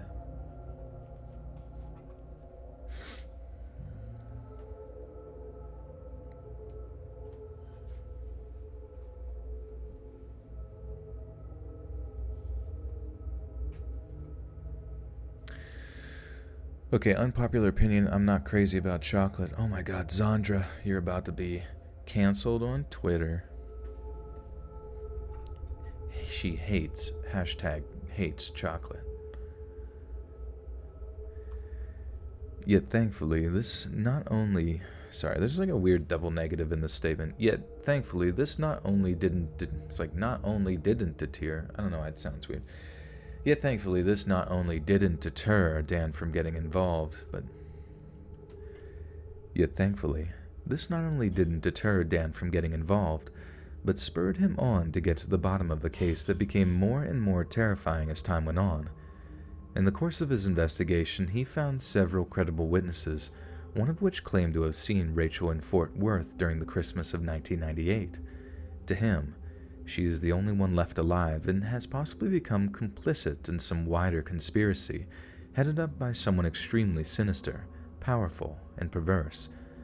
But who exactly this person or persons might be, Dan James is unsure, and has been hesitant to speculate given the threats to his life.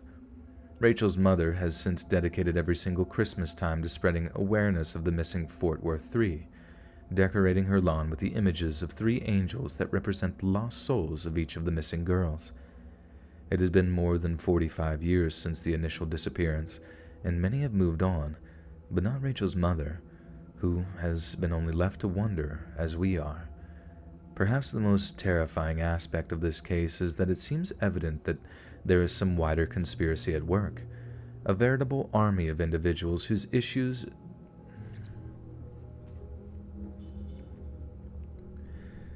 who issue death threats, made hoax calls, and purported to have seen the girls in the years since, not to mention those in apparent positions of power who may have had a hand in kidnapping the girls in the first place. Could there have been a group of powerful individuals who not only orchestrated the girls' disappearance, but also co-opted one of them into aiding the kidnapping of the 2 younger girls? It is this terrifying prospect that we are left to wrestle with, and the idea that there is a great shadowy evil among us, not one of ghosts and goblins and evil spirits, but fellow men and women, whose desires are just as dark as the creatures we've invented to take their place in our collective consciousness. Tell us Sasquatch stories, Hoel. Fuck you, Brob. Sasquatch is stinky. He smell like poop. Went from true crime to conspiracies and ghosts. It was a ghost that stole them. It was a ghost squatch. So that was a Sasquatch story for you. Boom. Easy. 2 birds, 1 matted Sasquatch dread.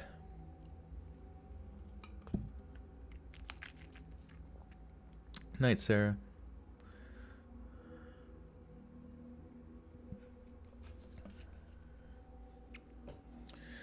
Warm milk on the Weetabix. What's a Weetabix?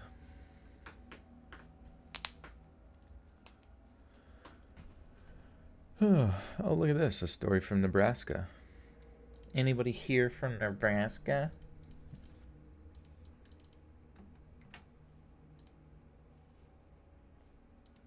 Shadron. Shadron. Shadron. Do I like hot cocoa? Damn right.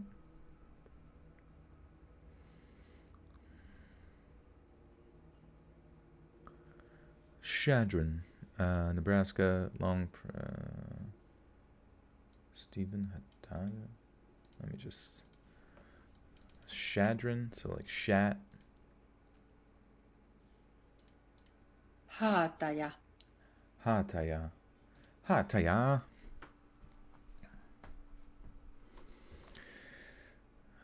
Hannah, do you know anybody from Shadron? Shadron. Oh, you know that place, Rip. You're done for. This story's about you and you don't even know it. The tranquil northwestern city of Shadron, Nebraska, has long prided itself on being a safe, homely place to make a life in. Despite being quite a large place, Shadron has an air of small-town charms to it.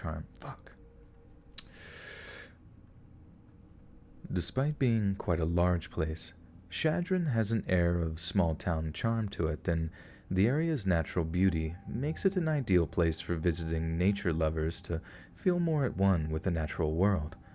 It's the kind of place where cowboy hats are still worn for work, a place where rodeo trophies are one of the first things to greet students and guests of Shadron State College, a public four-year college offering more than 50 majors. Stephen Haataja. Hattaya. To Stephen Hattaya. To Stephen Hattaya, this remote corner of Nebraska represented the chance for a fresh start, a place where the mathematician could begin his new life as a college professor, having just earned his doctorate. Stephen quickly became something of a recognizable figure in Shadron. Wearing his fedora, he often roamed the city's wide, Old West-style streets and was always on foot because he didn't own a car, believing it was much better for the environment that neglected such modern means of transportation in favor of walking. Besides, his apartment was only about a mile away from the state college, so moseying on down there was no big deal to him at all. But only after having lived in Shadron for around 7 months, the man whose colleagues said was of astounding intelligence appeared to vanish into thin air. He stopped showing up to his scheduled lectures, stopped getting in touch with friends, and those that were used to seeing him striding to and from the state college remarked that they hadn't seen him in a while. He was reported missing to local police, who immediately began an investigation into his whereabouts. They discovered that he had attended a Christmas party on December 2nd, 2006, and those that had seen and talked to him at the party reported that he had seemed in remarkably good spirits. A neighbor had then seen him leaving his apartment at around 10 p.m. on December 4th, after which police were able to trace his movements to a local ATM where he withdrew $100 before walking down to the state college, where he apparently logged onto the computer system at exactly 11:41 p.m. After this, he simply dropped off the face of the earth.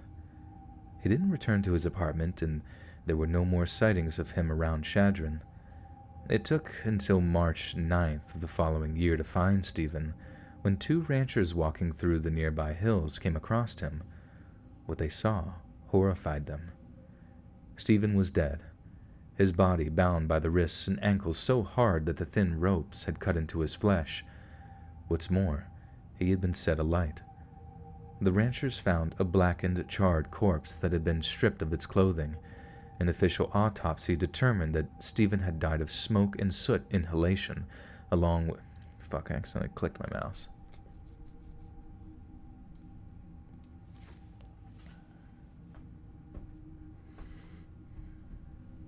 You have to inhale your own farts so you don't contribute to global warming. Easy peasy. Lemon squeezy.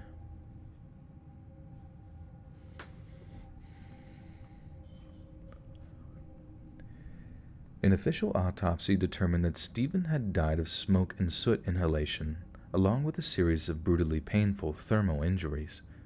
That sounded weird. Okay. An official autopsy determined that Stephen had died of smoke and soot inhalation, along with a series of brutally painful thermal injuries. Accelerant was found on his corpse, and a nearly empty bottle of peppermint schnapps was found close to where he lay. There were no signs of a struggle, nor any indication that there had been any additional people there with Hataya. Fuck. How do you say this name? Haataja. Hataya.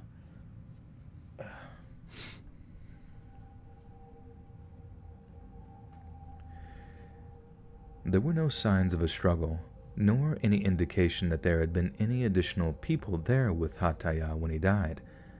A local newspaper.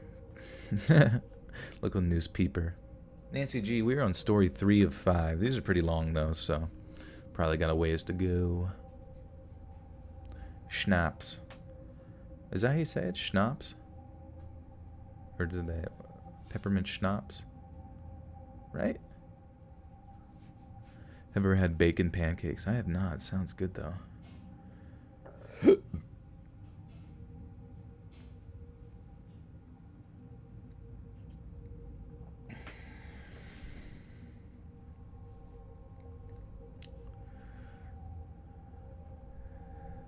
A local newspaper interviewed Mike Bloom, one of the ranchers who had found his body, quoting him as saying, "When you see something like that, nobody in that kind of condition, you just... Whoops. When you see something like that, somebody in that kind of condition, you just hope that they catch... Why the fuck is this hard to fucking say? Jesus Christ. Peppermint squawks, yeah. When you see something like that, somebody in that kind of condition, you just hope that they catch whoever did it." Local police were quickly subjected to some pretty heavy criticism from the local townsfolk, who asked why they hadn't done more to find the gregarious math professor that many had come to know and love.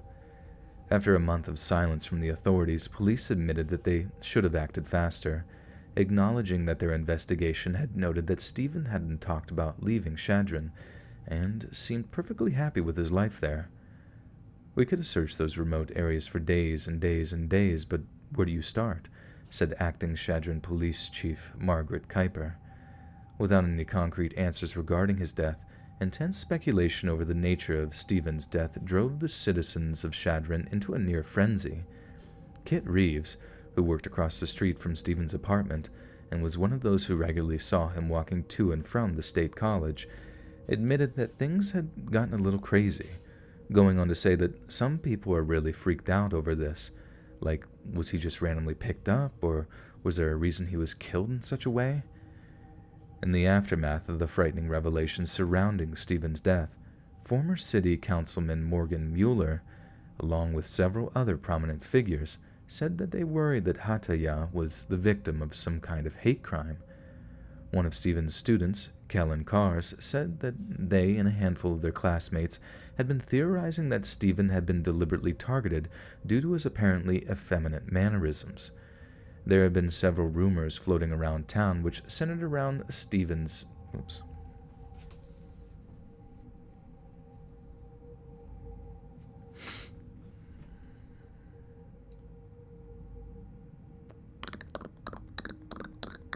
Pancakes gotta be sweet. Sometimes I feel like that, I don't know, like, pancakes themselves are kind of dry, you know, and that's why you need butter and fucking syrup, but, like, I want to meet someone that can just make pancakes that are, like, that you actually want to just eat them even by themselves, you know what I mean? Like, there's got to be a better way to make pancakes than just dry dog shit that needs, like, sugar liquid dumped on them, you know? They themselves should be made with sugar liquid, so they're delicious.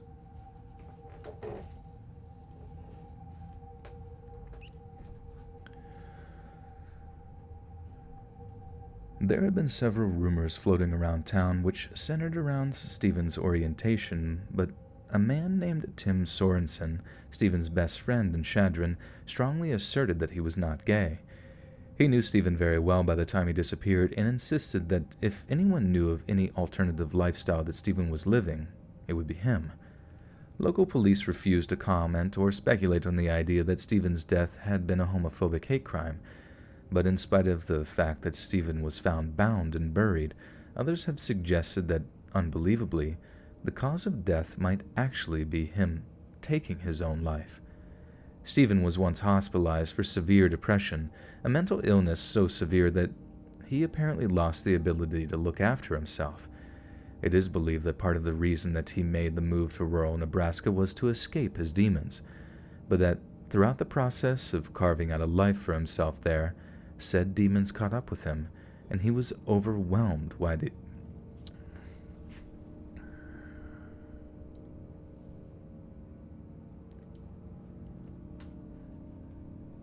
French toast is better. Yeah, French toast definitely can be made in a very delicious manner. Hawk, you make your pancakes that are not dry? Thank God. I'm gonna come up to Alaska and give them a taste. It is believed that part of the reason he made the move to rural Nebraska was to escape his demons, but that throughout the process of carving out a life for himself there, said demons caught up with him, and he was overwhelmed by... He was overwhelmed by...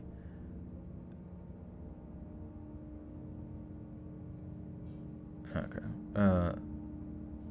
These ideations, yeah, okay.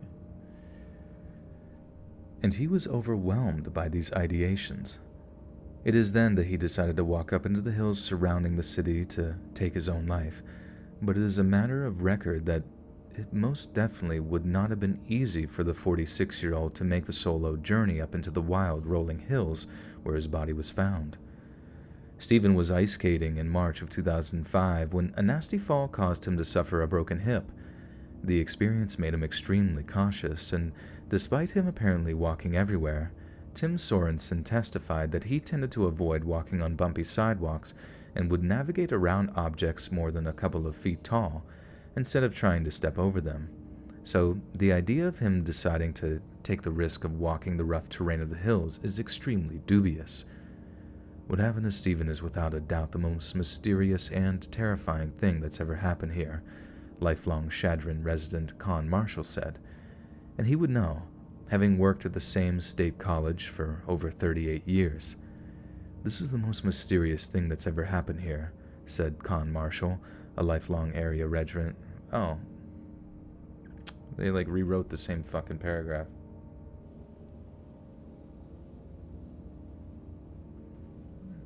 Now I'm confused.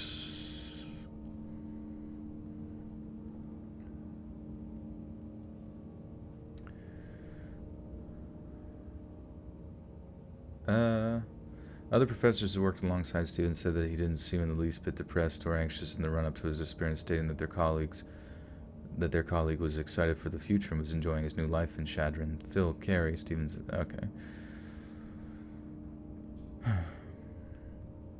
So the idea of him deciding to take the risk of walking the rough terrain of the hills is extremely dubious. This is the most mysterious thing that's ever happened here, said Con Marshall, a lifelong area resident who has worked at Shadron State College for 38 years. Other professors who worked alongside Stephen said that he didn't seem in the least bit depressed or anxious in the run-up to his disappearance, stating that their colleague was excited for the future and was enjoying his new life in Shadron.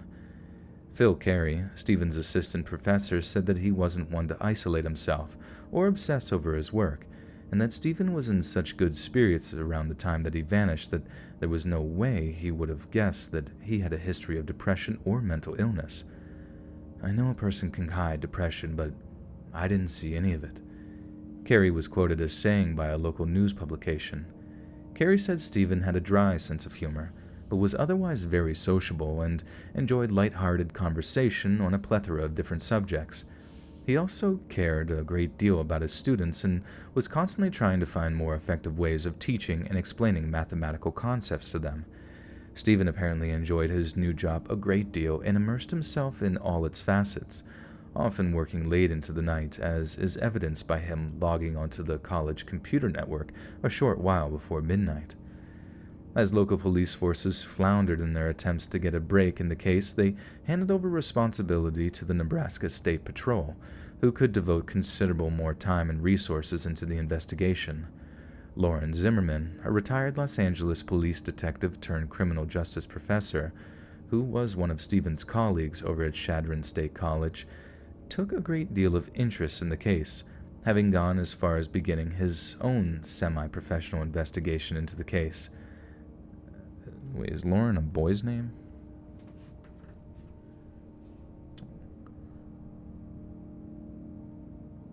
Johnny has sinned. What will he do now? Will Johnny's sins ever repent? Tapioca pudding, question mark?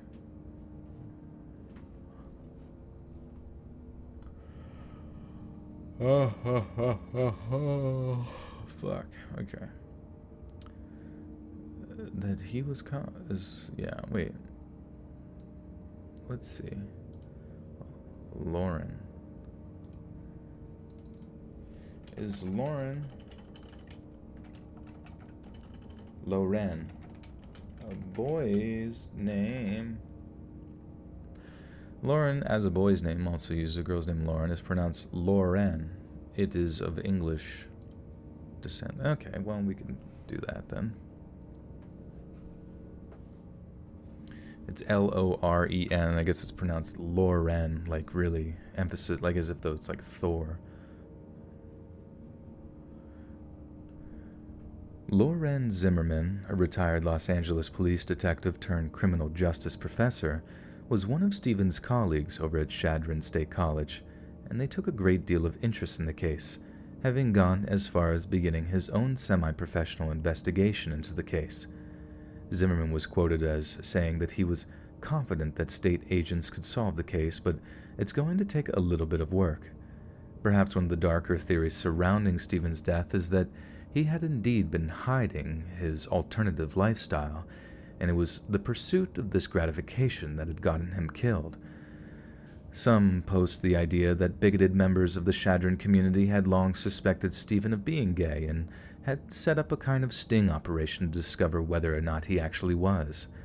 As the theory goes, Stephen was lured into the hills surrounding Chadron by someone posing as a romantic interest. When they heard and confirmed that Stephen wished to engage in these intimate acts, he was ambushed by people who were lying in wait, where he was then bound, tortured, and then set on fire. For some, the insistence by those in authority had his death was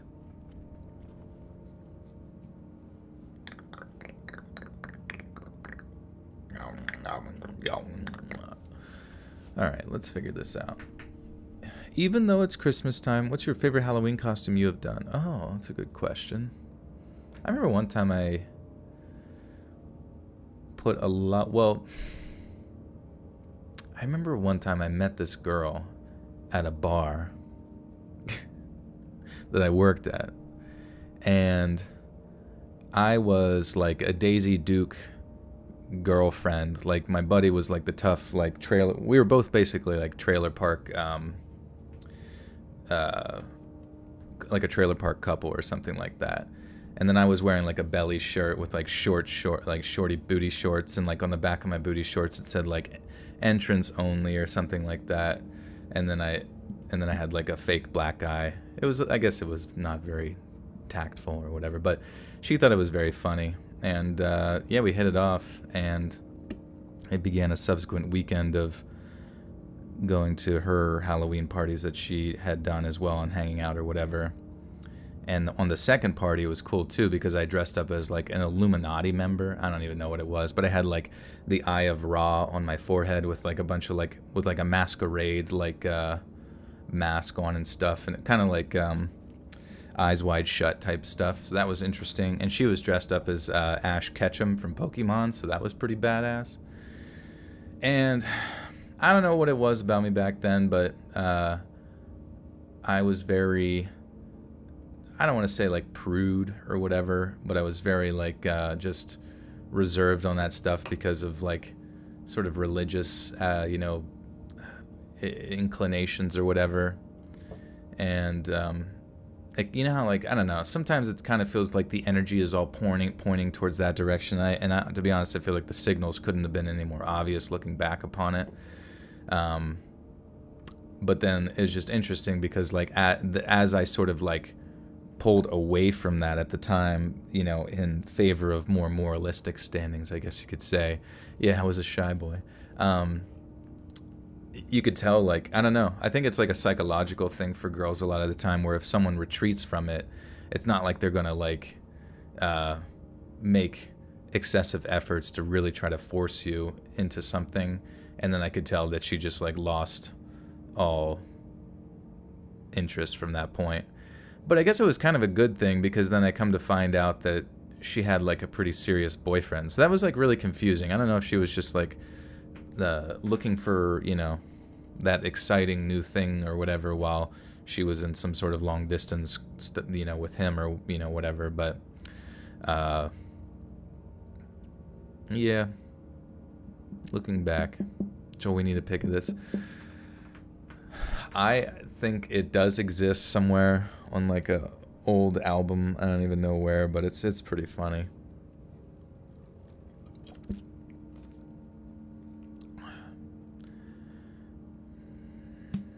I don't even know.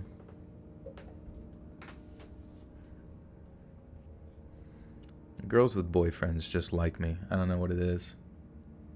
I guess I'm just a better boyfriend. For some, the insistence by those in authority had his death what the fuck is this? For some, the insistence by those in authority had his death is evidence that there is some greater conspiracy at work. Oh, okay, we're delving into conspiracy. My intuition was warning me. Perhaps. Oh, Larry Dr. Pepper was good. Yeah, that was good too. I dressed up as Larry Culpepper. You know, that guy who was like the Dr. Pepper guy, you know, like the spokesperson, where he like handed out Dr. Pepper at football games and had like a knee brace and stuff. And it was pretty sweet. I remember when we went to, it was pretty recent actually, women like you because of the cologne you wear. This is true. This is the only truth you can read in chat. But I dressed up as Larry Culpepper, and then I remember we went to, in Philadelphia, there was like this like a giant prison that they had there that they turned into like a haunted tour but type thing, or haunted ride tour. It was really cool. And I just remember like some of the coworkers there, I got like a bunch of like chicken tendies, and then while I was like holding the chicken tendies, I was doing like a dance off with them, and I was doing like break dance moves while like holding the fucking chicken tenders in my hand and like eating them. Needless to say, they were losing their fucking shit, dude. They thought I was cool as heck. And then they beat me up afterwards. It was weird.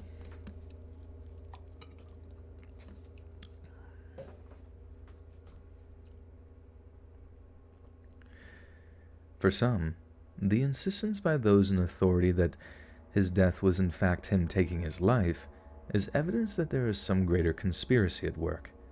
How can a man who was tied to a tree then set on fire have possibly have done such a thing? Who in their right mind would opt for that method of taking their own life over other more conventional methods such as hanging, exsanguination, death by fall, or even overdose? And who in their right mind would find someone to tie a tree?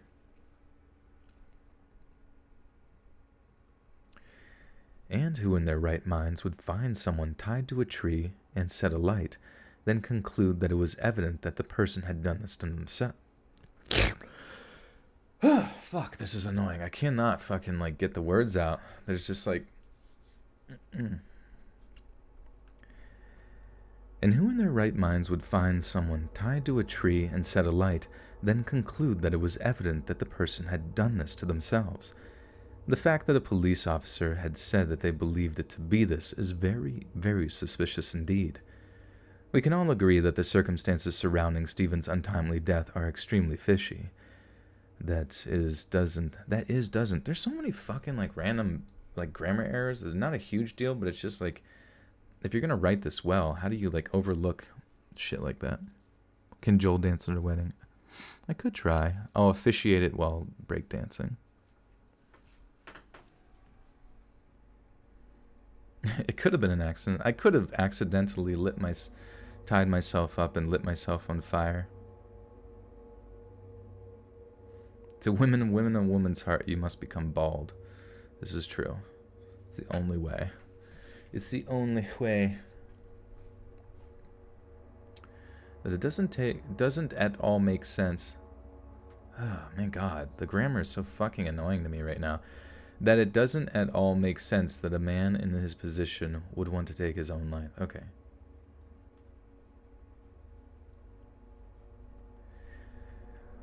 We can all agree that the circumstances surrounding Stephen's untimely death are extremely fishy, that it doesn't at all make sense that a man in his position would want to take his own life, and even if he did, his chosen method would most certainly not be by tying themselves to a tree and setting themselves alight.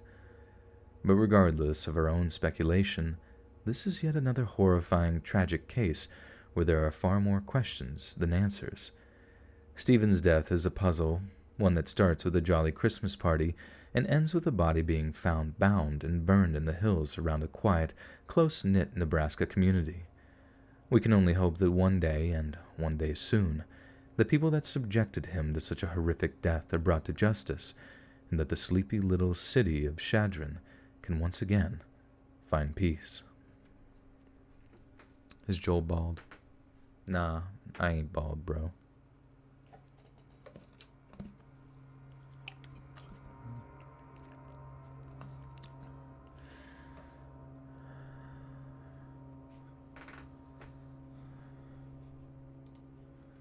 Sounds like I'm a better person for it. Yeah, maybe. I don't know. Sometimes I don't even know what it is, but I feel like maybe it would have been a relationship built on distrust or something like that. But I almost feel like sometimes people almost like need that like animalistic catalyst of intimate interaction to like push them into a relationship. I know that sounds stupid and fucking dumb, but like sometimes I notice that with people where it's like it, you know, like with girls, like they would you know, have, you know, they friend zone somebody else or whatever who they can talk to all the time, blah blah blah, tell them everything, you know, etc. etc.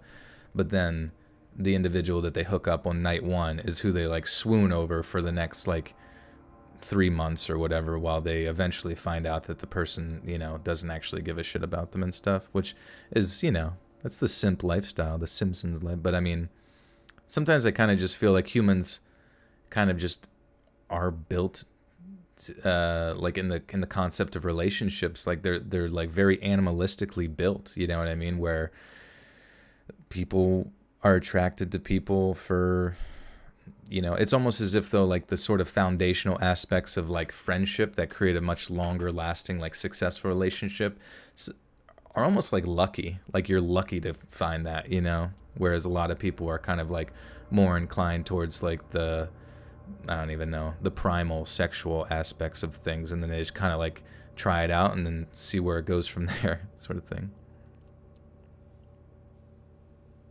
I'm a brown-haired, brown-eyed, bearded hipster lumberjack. Hey, that's racist. Just kidding. Haven't cut my hair in 6 years, haven't shaved since January. I look like Sam Squanch. Ulterior motifs. I wish someone would push the guy I'm talking to in a relationship with me. Joel doesn't want a relationship, just talk about the philosophy of it. I want to bang Brob right in his face.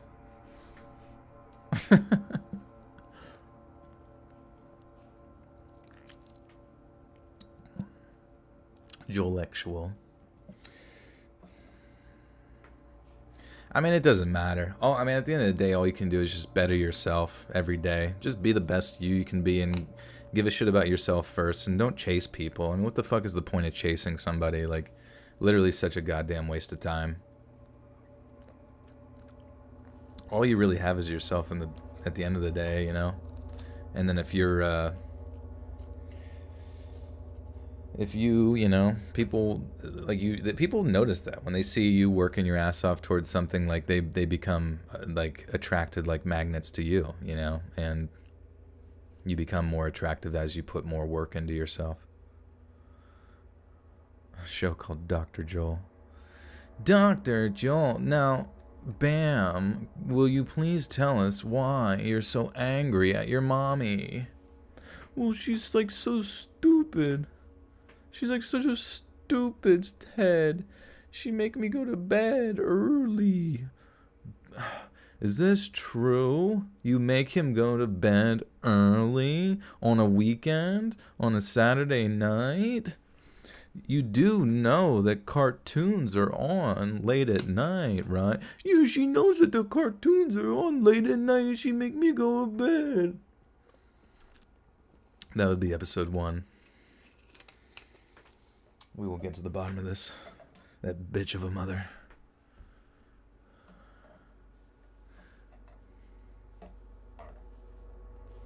But you're not by yourself anymore when you're married. Well, I mean, what I'm saying is, like, a lot of people get so concerned about relationships and shit like that. Hannah, that sounds romantic. But, like, you know, that's what's probably going to get you into a marriage. I mean, especially as time goes on, you know, it's just like bettering yourself. You know, you might as well not put like a ridiculous amount of like effort into somebody else if you know that I don't know. I just feel like it has to be a fucking mutual thing, and eventually you find that out. But what you can control is yourself. And, you know, do I chase? No, I do not chase. I've chased in the past, and it's stupid. It's literally such an unbelievable waste of time. Like, and I don't even think, like, all you can do is throw yourself out there, and if they, you know, don't want it the first time, at that point it's pretty much they just want you for attention, I feel like. So just like, yeah, no thanks. Moving on. Peace. All right, how do you say this place? In Edinburgh neighborhood of Clermiston in Scotland. Look at all these cool places.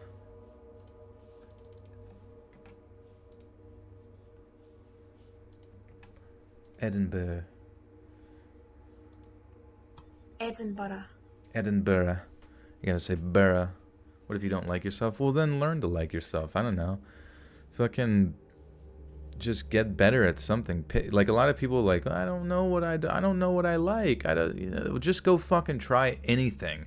Try literally anything. Go try long distance running or hiking or reading or learn how to play the piano or draw or fucking how to like flip houses. Like, it honestly, there's not enough time in life to sit there and like create some utopia of your world that you're going to be in. You know, nothing is going to be perfect. No day is going to be perfect or anything like that. You just fucking appreciate what you have and go for it, you know. And if you feel, you know, immobilized by your lack of self-worth, ignore it. Ignore that hatred, that self-hatred, and just fucking keep going. Just move on to the next thing and keep going. Grow some testes and just hit it.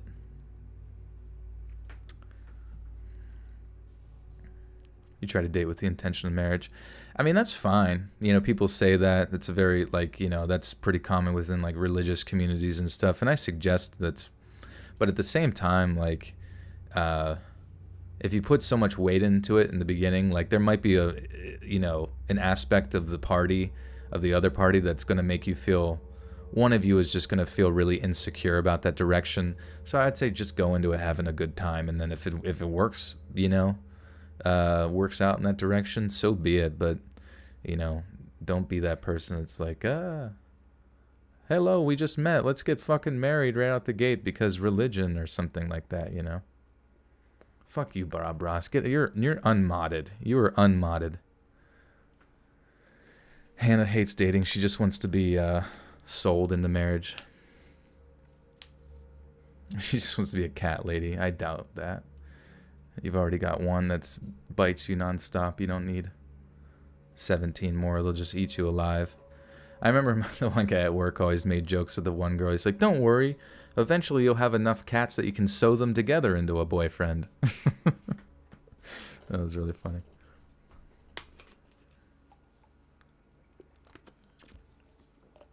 Gary said, are these Christmas tales? They are, yes. There are like stories that takes place around Christmas, like true crime stuff that takes place around the Christmas holiday season.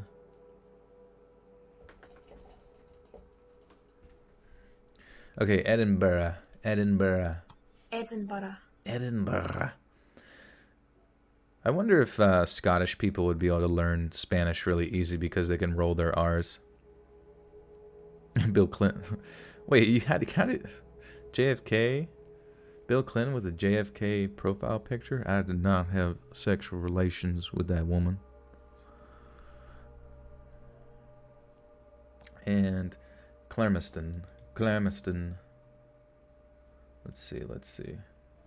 A suburb of Edinburgh.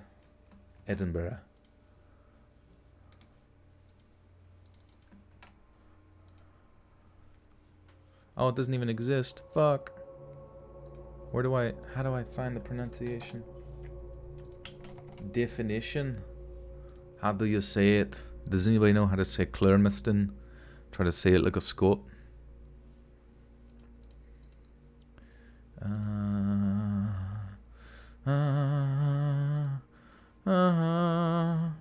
Dun dun dun dun dun dun. Oh, come on, bro. Give me the word.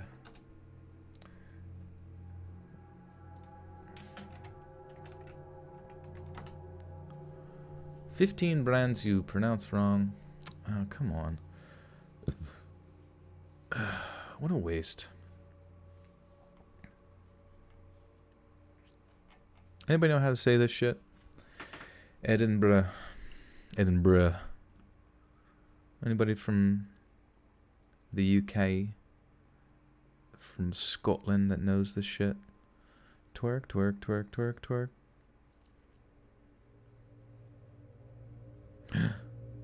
Wait.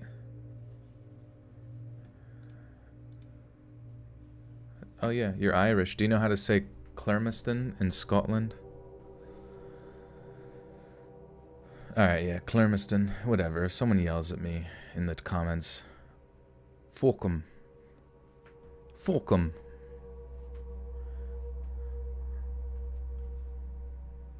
Say it. Sounds in your heart. It sounds like a big fart. In the neighborhood of in Scotland. In Edinburgh neighborhood of Clermiston in Scotland on Christmas Day of 2013, elderly apartment block resident Alien. What the fuck?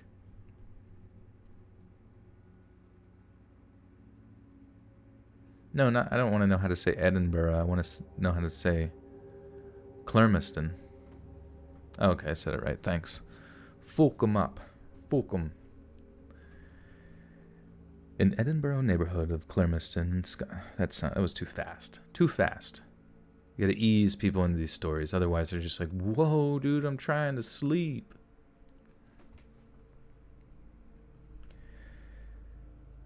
In Edinburgh neighborhood of What the fuck? In Edinburgh neighborhood of Clermiston in Scotland. There we go. Okay. In Edinburgh. Wait, am I saying it? In Edinburgh? Jesus Christ. Edinburgh. Burra. Just throw in a random accent. Just make it up. In Edinburgh neighborhood of Clermiston in Scotland, on Christmas Day of 2013, elderly apartment block resident Alan Williamson heard a loud banging on the front of his apartment. Oh, my brain is checked the fuck out. God damn it. Check the fuck out. I can't even think, man. In Edinburgh neighborhood. Anybody else want to read? Can somebody else fucking read, please? Give me a break.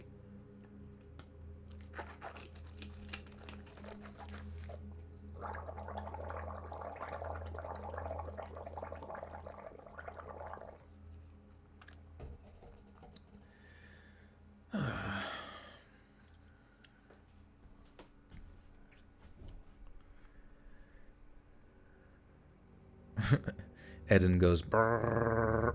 Favorite dinosaur? I used to like the one with the fucking wrecking ball tail. That thing was sick.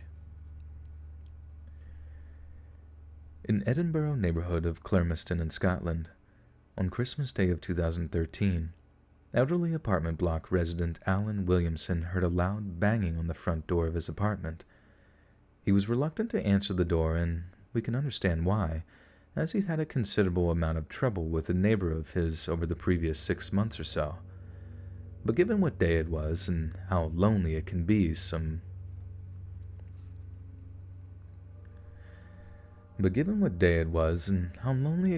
for some elderly people on the most festive day of the year, Alan decided to roll the dice and open up the front door to whoever it was, possibly in the hopes that it was someone coming to wish him a Merry Christmas. But the only thing that greeted Alan when he opened up his apartment door that Christmas morning was death. The person waiting on the other side of the threshold set upon the elderly man with a 6-inch kitchen knife, stabbing him 29 times in an attack that ended with Alan's Oh, what the fuck is this? Ended with Alan's lying lifeless in a pool of blood in his apartment. Does that sound okay to everyone if I talk like this forever? Jesus Christ, what is this sentence? Stabbing him 29 times in an attack that ended with Alan's... Why is that possessive? That's such a weird thing. Ended with Alan's an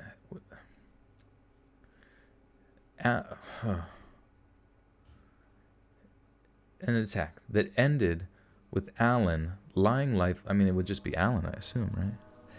Anthony Esposito with the 5 says, I got you. Also, any accent you need, even the narrator voice. Thank you, Anthony.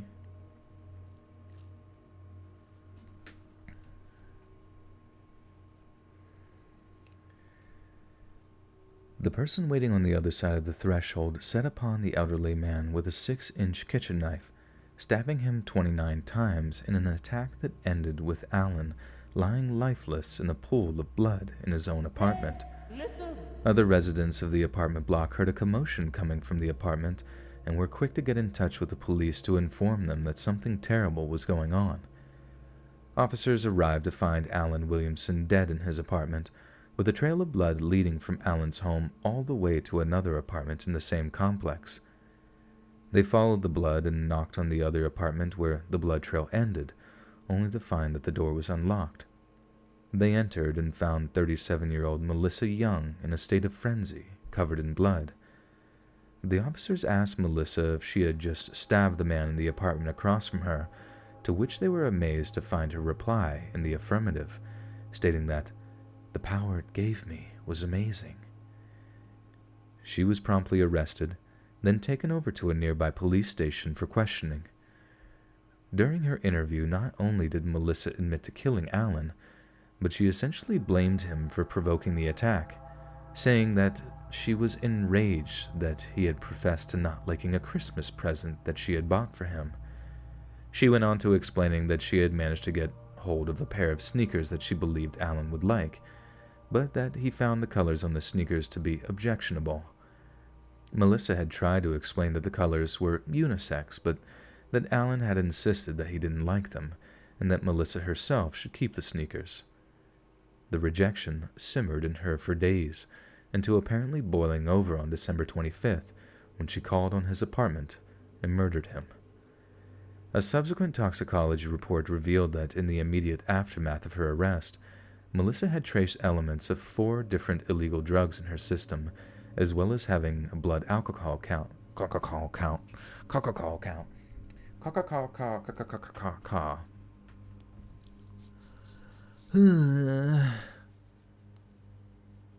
Did you murder that man? Yes, it felt great. Got blood all over the sneakers, and now that was Alan's favorite color, red.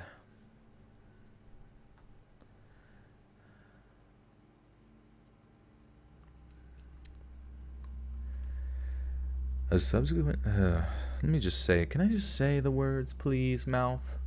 Mouth, please. A subsequent fuck. Stabbing someone over shoes. No, it wasn't just shoes. It was shoes they didn't like. A subsequent toxicology report revealed that in the immediate aftermath of her arrest, Melissa had trace elements of 4 different illegal drugs in her system, as well as having a blood alcohol count that would have made it illegal for her to drive. During her trial, a doctor told the courtroom that Melissa was an alcoholic that was liable to... Liable? What the fuck? Hold on, let me lube my lips. It's been a while.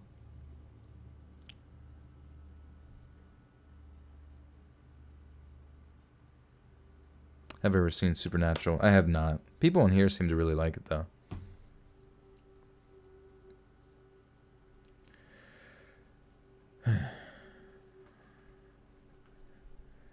During her trial, a doctor told the courtroom that Melissa was an alcoholic that was liable to dangerous, violent outbursts. The doctor also explained that Melissa inhaled solvents daily, was on 14 different prescription drugs, and had even smoked heroin on the morning that she murdered Alan Williamson. It also emerged during the trial that Melissa had been violently harassing Alan for quite some time, and that earlier in 2013 had actually abducted and assaulted him in a horrific incident that stemmed from a false belief that he had stolen her house keys. Alan was held at knife point for a number of hours, with the situation only ending when Melissa turned her back for a moment, giving Alan a chance to escape by jumping from the first-floor balcony of her apartment and into the garden below. At the end of her trial in 2014, Melissa was sentenced to serve at least 20 years before being eligible for parole, with the judge having previously rejected her Jesus Christ. Yeah, there's a lot of drugs. Who the fuck, prescribes someone... Well, I guess we don't know what they are, but 14 of them? Jesus Christ. What am I lubing with? I am lubing with Aquifer Advanced Therapy for cracked, dry, or irritated skin. Clinically proven to restore smoothie, and healthy skin. Do you want smoothie skin? It's scary to think, yeah, someone snapping like that, but imagine if you had a neighbor that was fucking nuts, kidnapped you.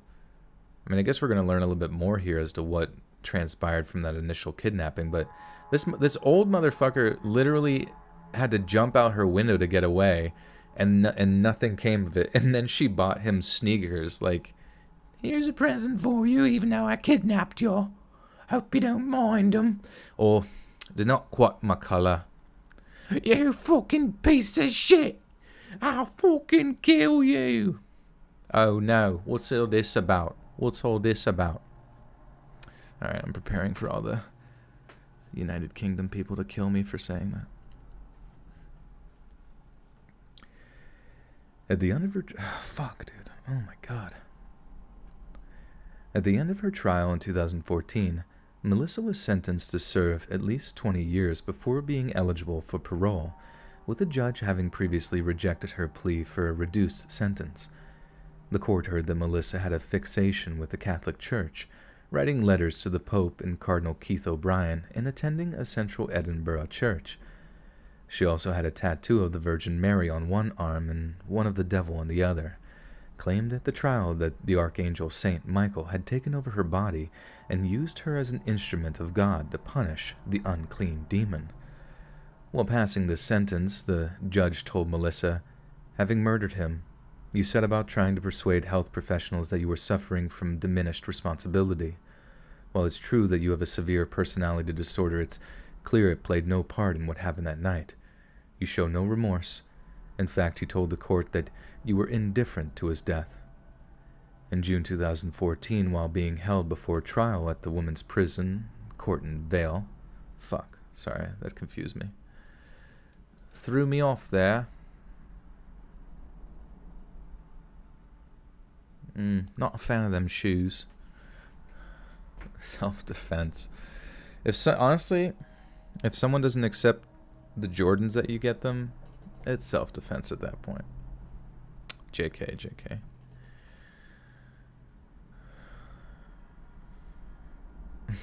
The narrative overlooks that. That's hilarious.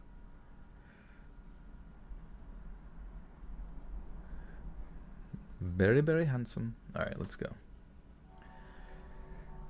In June of 2014, while being held before her trial at the women's prison court in Vale, Melissa was convicted of assault after she attacked and bit a female prison officer in the stomach so hard it drew blood. The court heard that Melissa leapt forward towards the female prison officer, dragging her to the floor by the hair before lying on top of her, before striking and biting her. As a result, Melissa was sentenced to a further 6 months' imprisonment for the vicious assault, despite her defense attorney attempting to gain sympathy on account of Melissa's poor mental health, telling the court there is a substantial medical health background as she has a severe personality disorder. In the aftermath of Melissa's conviction, a prominent Scottish newspaper managed to secure an interview with her old boss, who used to employ her at an adult sauna. The man spoke of her troubled childhood and descent into violence, crime, addiction, and religious mania, explaining that he had to fire her after it was discovered that she had stolen from her clients while working at the sauna. The pair remained friends after she was fired, but the former boss stated that he felt extremely unlucky that he didn't end up suffering a similar fate to Alan Williamson after he was forced to let her go. The former boss told a story of how he was once at Melissa's home, and how he witnessed her playing with a carving knife before telling him, "I could kill them all." At the time I thought it was scary, but I was used to her saying strange things and trying to get attention, Melissa's former employer said during the interview. I don't know if she was talking about killing men or everyone. I feel fortunate to have escaped when I look back. In many ways, Melissa was a broken person who was never accepted by society. But I wasn't surprised when she carried out this murder. I could picture her stabbing this man 29 times with a knife in a frenzy, for sure. Melissa, who is 6'3" and who used the name Chloe at work, was popular with clients at the adult sauna. Young joined a roster of around a dozen women at the sauna in West Annandale Street, but her former boss said his newest recruit quickly became a volatile source of tension. She had run-ins with all the girls, he explained. They were frightened of her. She would start fights because she had an inferiority complex. She once told me that she had been pretty severely bullied when she was a teenager. Gangs of kids used to beat her up in the street around the age of 14 or 15. She didn't have much of a life after that. She suffered from paranoia and thought everyone was always talking about her. Her smoking cannabis on a daily basis didn't help that. She never had any relationships with men either. It was all one-night stands, of which there were many, and punters. She was too unbalanced to get close to.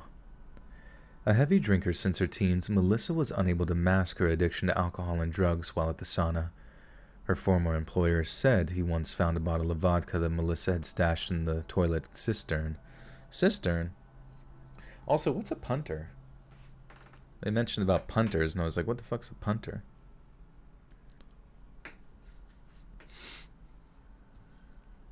You're canceling Netflix. They raised the price to $18. It's a bit much. It's a bit much. Maybe they're trying to raise money for cuties, too. JK. Oh, God. A heavy drinker since her teens, Melissa was unable to mask her addiction to alcohol and drugs while at the sauna. Her former employer said he once found a bottle of vodka that Melissa had stashed in the toilet cistern. Melissa shouted that that's mine. I said I was going to flush it, and she screamed, "If you do that, I'll kill you." You had to be tough to run a sauna, so I stood my ground and she backed down, but you never knew with Melissa.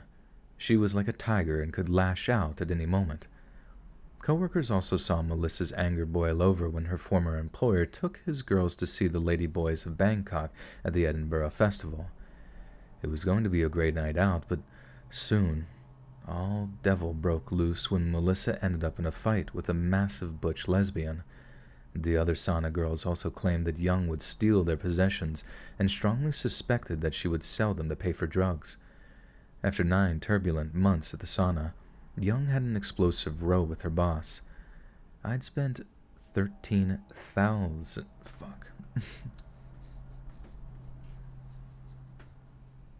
How many stories you missed? Well, we're almost done with story 4, and there's 5 totals, so we got one more after this.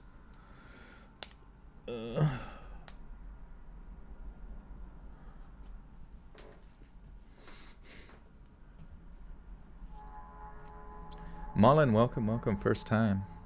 We got a virgin in the chat, just kidding.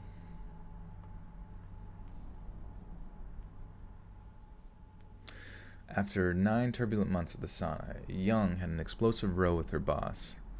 I'd spent over 13,000... I keep wanting to say euros, but I know it's pounds. I don't know what's wrong with me.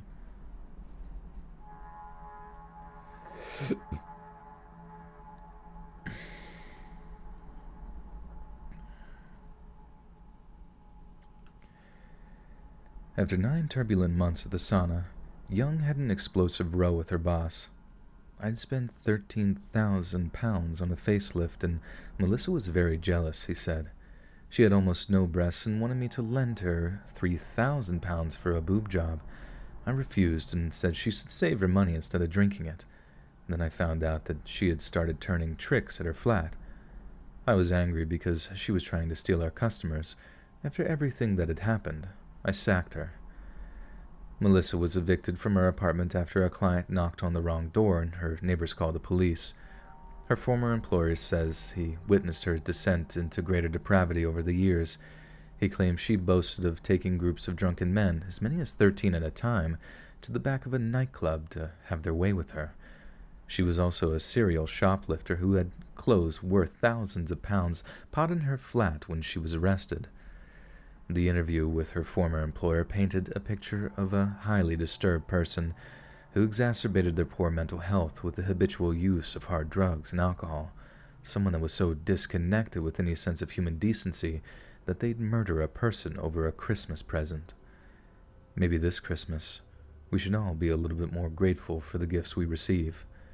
You never know who might take the rejection to heart and plot a terrible, bloody revenge. On that note, I would like to thank all of you for your donations tonight. I really appreciate it. Don't kill me. Okay? Thanks. Thanks ahead of time for not murdering me. Hopefully Melissa didn't donate and I missed it.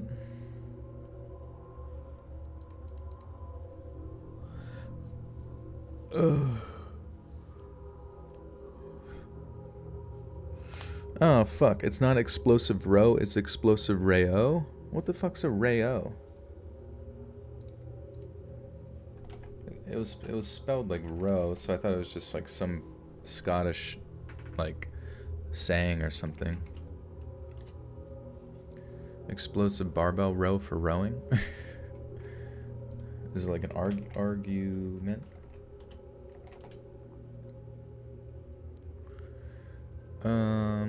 Man. I don't even see the phrase Scottish phrase. Explosive row erupts, so it's not row. Does anybody know what it is?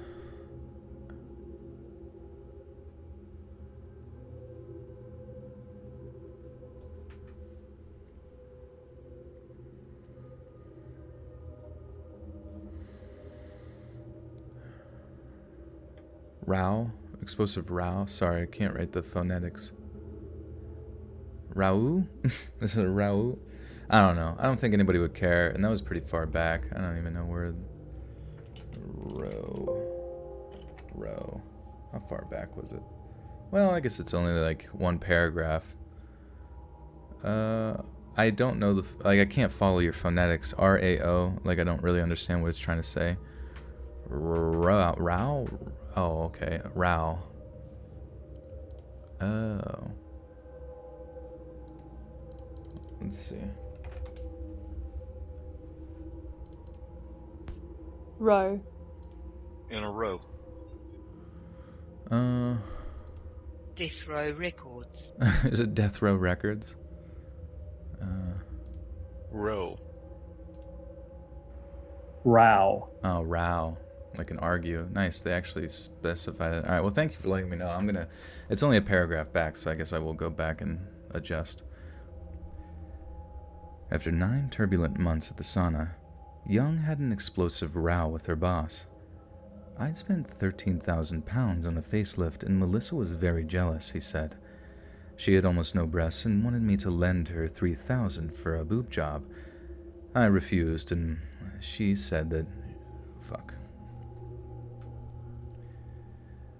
She had almost no breasts and wanted me to lend her 3,000 for a chest job. I refused and said that she should save her money instead of drinking it. Then I found out that she had started turning tricks at her flat. I was angry because she was trying to steal our customers. After everything that had happened, I sacked her. Melissa was evicted from her apartment after a client knocked on the wrong door and her neighbors called the police. Her former employees said he witnessed her descent into greater depravity over the years.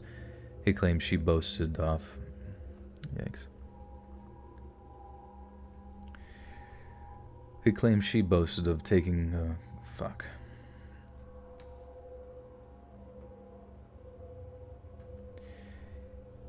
He claims she boasted of taking groups of drunken men, as many as 13 at a time, to the back of a nightclub to have their way with her. She was also a serial shoplifter who had clothes worth thousands of pounds piled in her flat when she was arrested. The interview with her former employer painted a picture of a highly disturbed person who exacerbated their poor mental health with the habitual use of hard drugs and alcohol. Someone that was so disconnected with any sense of human decency that they'd murder a person over a Christmas present. Maybe this Christmas, we should all be a little bit more grateful for the gifts we receive. You never know who might take the rejection to heart and plot a terrible, bloody revenge. Can you time someone out? Yeah, you can time someone out, Lila, if you feel that they need, if they're being naughty, baby boy or girl. Oh. Change the name of the chat to the Chirp. What's up, Chirp? Alright, last story, my friends. We've arrived. In a rompous row. I hope my grandma's doing better. Yeah, I think she's doing better. I need to check in. Let's see how things are progressing, but I think they are progressing better.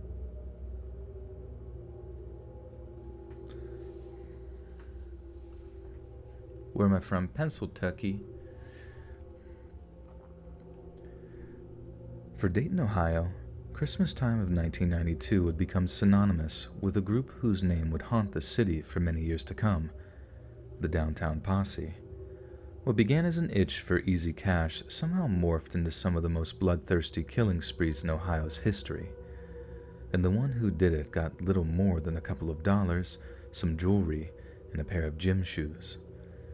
Since they met during a night of drinking just 2 weeks prior, 20-year-old Marvelous Keen? Name's Marvelous? The fuck? 20-year-old Marvelous Keen. Okay.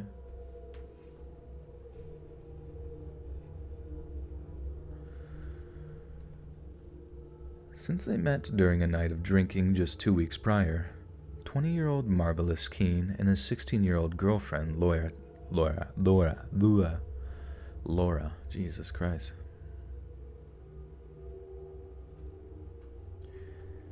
Since they met during a night of drinking just 2 weeks prior, 20-year-old Marvelous Keen and his 16-year-old girlfriend, Laura Taylor, had been inseparable.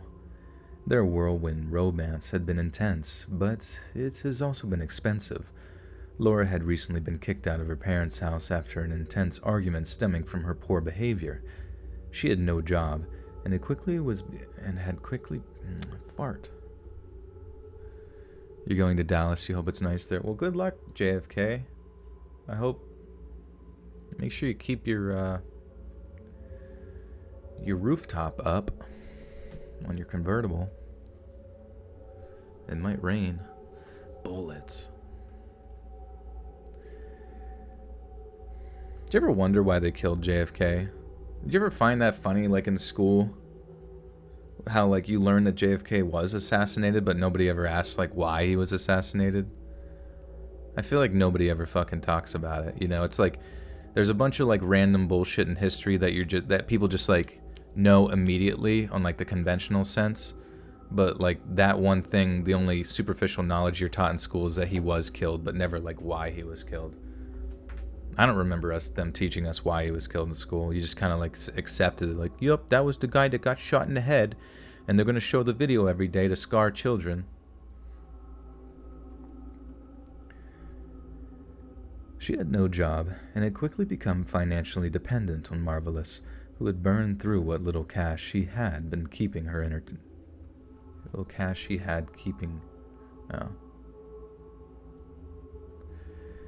She had no job and had quickly become financially dependent on Marvelous, who had burned through what little cash she had keeping her entertained. In the 2 weeks before Christmas, they had spent the last of their cash on a single night stay in a downtown Dayton hotel, and they were desperate for more. But that night, Laura had an idea of how they would make some fast cash. She knew of a man named Joseph Wilkerson, who had a rather lucrative job at a General Motors, a man who spent a sizable amount of his disposable income on deviancy, and the plan was simple. Laura would call Joseph and invite him to a gathering. The word's orgy. Like, how the fuck am I supposed to say orgy on YouTube? Like, orgy. A wild party, especially one involving excessive drinking and unrestrained sexual activity. Debauchery, maybe, like adult debauchery.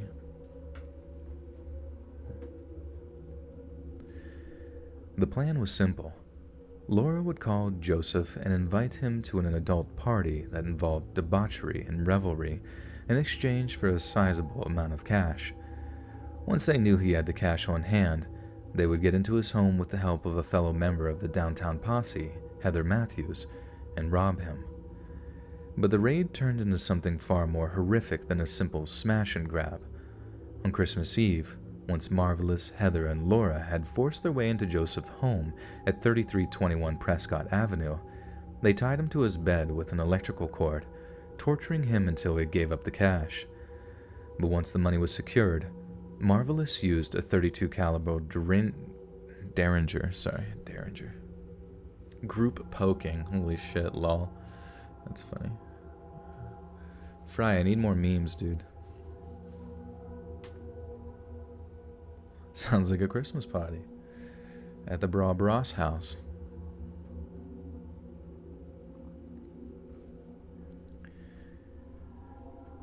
But once the money was secured, Marvelous used a .32 caliber Derringer to execute their victim so that he couldn't report him to the... I'm like not pronouncing words. It pisses me off. Ugh.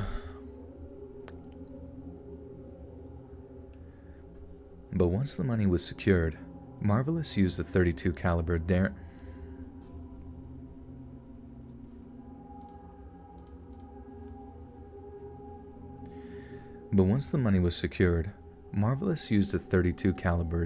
to execute their victims so that he couldn't report them to the police. After he... Oh my god. I literally can't even make it one fucking sentence. Like, one fucking sentence. Jesus Christ. After the murder had been committed, the trio made themselves at home, raiding Joseph's fridge and playing loud music, before stealing his car, which facilitated their killing spree. From that point, it was like a group of sharks smelling blood in the water, and the downtown posse began a frenzy of violence. The next victim was Danita Goulet, who was shot multiple times while using a payphone at 517 Neal Avenue. There was no plan this time. It seemed they just shot a total random person in the middle of the street before jumping out of the stolen car and taking her shoes, jacket, and backpack. After they were apprehended by police, the surviving members of the downtown posse would admit that they stole motivation for...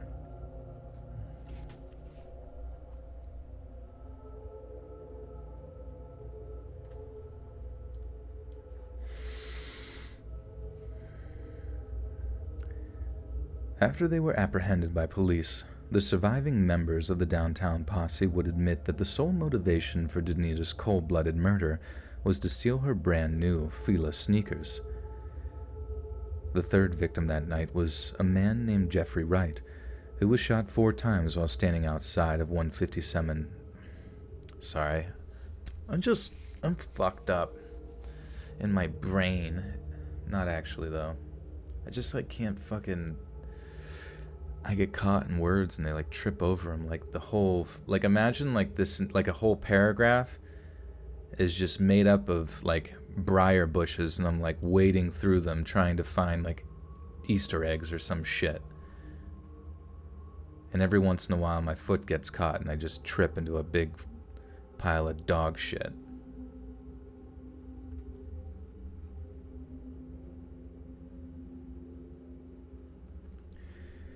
The third victim that night was a man named Jeffrey Wright, who was shot 4 times while standing outside of 157 Yuma Place. Thankfully, he was lucky enough to survive the attack, but as it turned out, Jeffrey had a personal connection to the group. He was the ex-boyfriend of Heather Matthews, who was by that time in a relationship with fellow Downtown Posse member DeMarcus Smith, and it was he who pulled the trigger 4 times, hitting Jeffrey in both legs. Fortunately, he was able to escape to a neighbor's house and get himself medical assistance. The Downtown Creepypasta,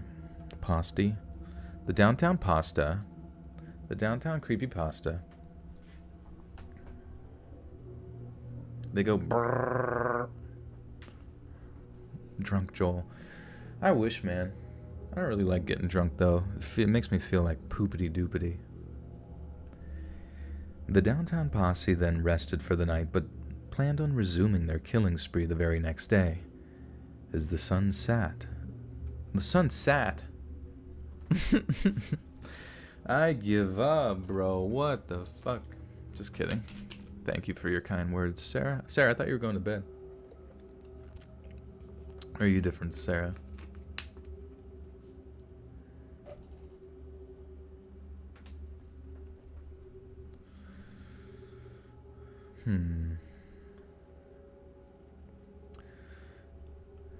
As the sun set on Christmas Day 1992, the group had decided on their next victim, a man named Richard Maddox, and he too had a connection to the posse. He was Laura Taylor's ex-boyfriend, who was lured from his parents' house with the promise of reconciliation. He picked her up in his car, and the pair drove around discussing their past relationship, but unbeknownst to Richard, the rest of the Downtown Posse followed close behind. Richard soon cottoned on to the fact that he was being tailed and grew nervous, attempting to make a quick getaway. That's when Laura Taylor put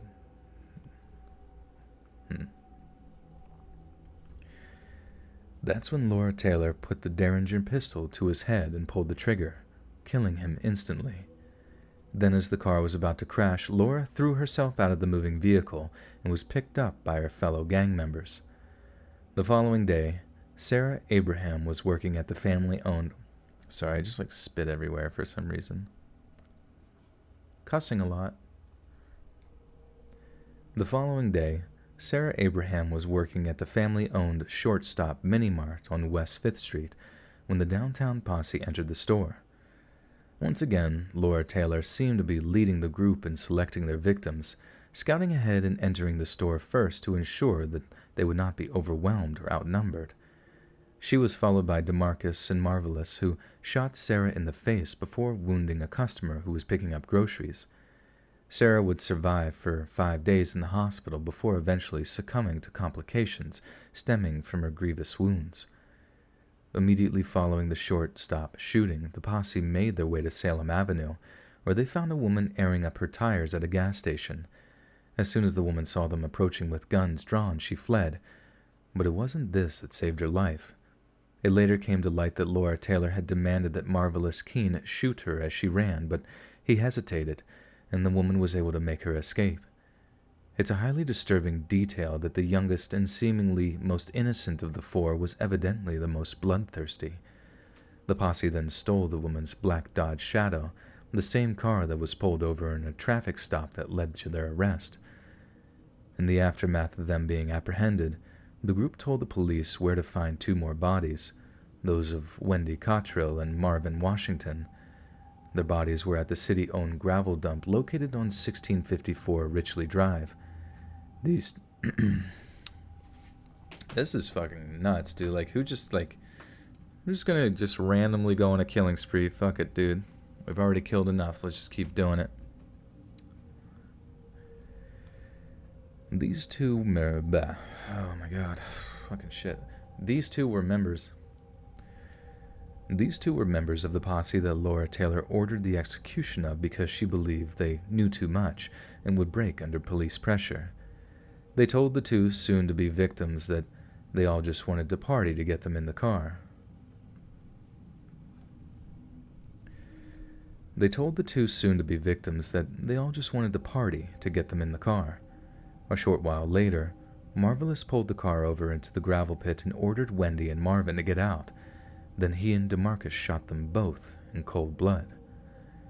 It's terrifyingly apparent that the downtown posse quickly went from killing for financial gain to simply killing for the thrill of it. And all that, the most... What is this sentence? And all that... What the fuck? And all that, the most festive... It's all that... All that...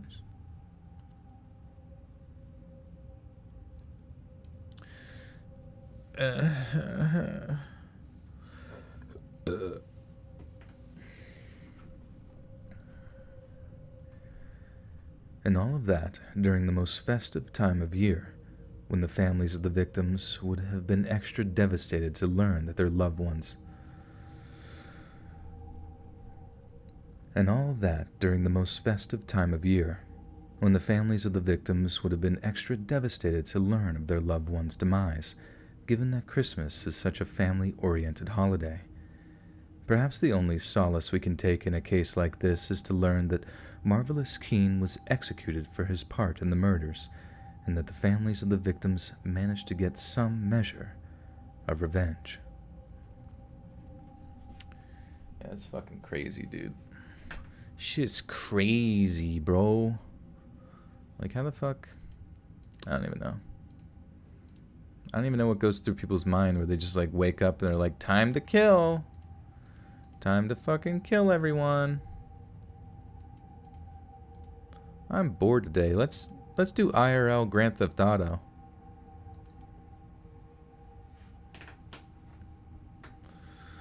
Velvet and honey voice.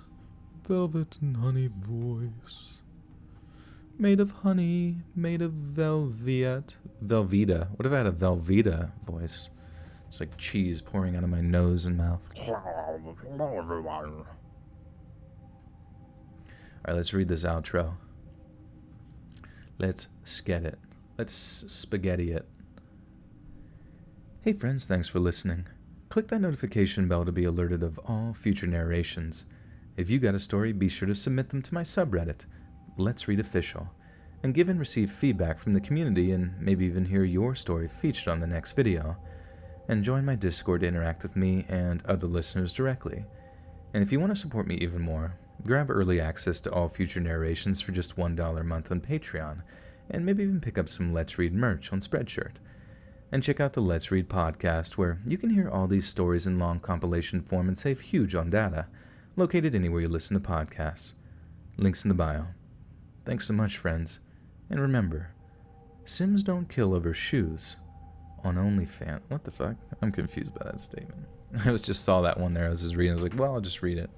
And remember, kids, buy yourself a gift first. Someone think of something. Don't you ever get scared of thinking how insane some of these stories are? I do. I mean, like, the area that I live around, I mean, is pretty safe. But I mean, at the same time, it's like, I'm sure people around this area thought it, well, who knows? Thoughts on the Pokemon main drama? I don't really know. I don't know what the Pokemon drama is, you know? I don't really know who Pokemon is. I know she's got a badonkadonk. That's pretty much it. That is the extent of my wisdom on Pokemon.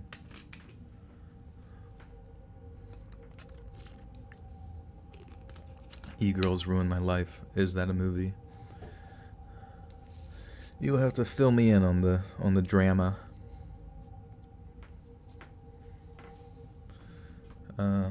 Don't kill over a Christmas gift. What should we say? Blah, blah, blah, blah. Interesting. Well, good night, darling. Love seeing you. John F. Kennedy.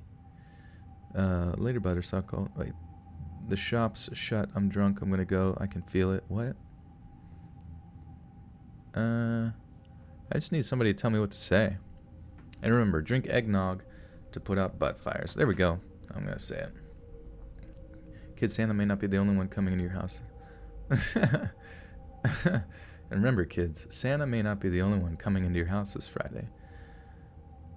I don't know. I feel like that combination of words could be sus.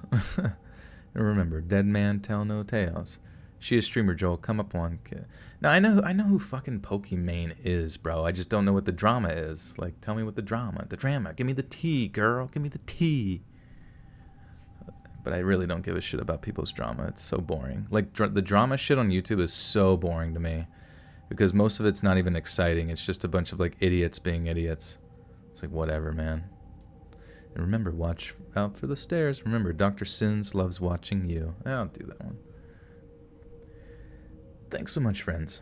And remember, Dr. Sins loves watching you, too.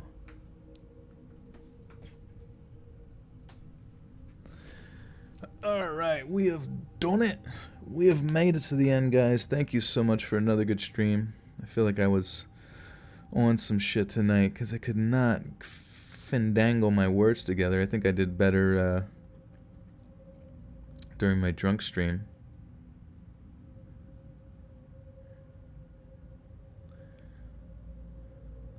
Always remember to buy presents to die for. Yeah. Don't turn down any presents. Am I here later in the week? Yeah, I'll be streaming normal time. I'm just going away tomorrow on a trip. And then I'll be back Tuesday. Probably a stream Tuesday or something. She started striking drama channels for covering her and going after their sponsors. Dude, that's fucked, actually.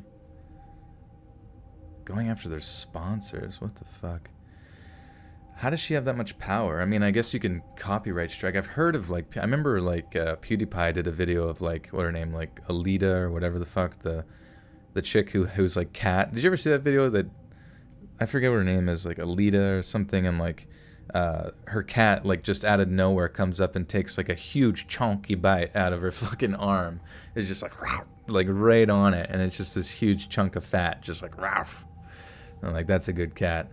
I mean, she was pretty mean to her cat on stream too, which is really weird. But I remember PewDiePie making a video about her, like, saying, like, "Hey, copyright strike that guy," you know, for, like, representing her in ill light or whatever. And it just goes to show you that the copyright system is kind of fucked, where anybody can just kind of do it, and even if it's, like, doesn't have any base to it, they're not going to see any sort of penalty for doing that. Yeah, Alinity. Is it Alinity?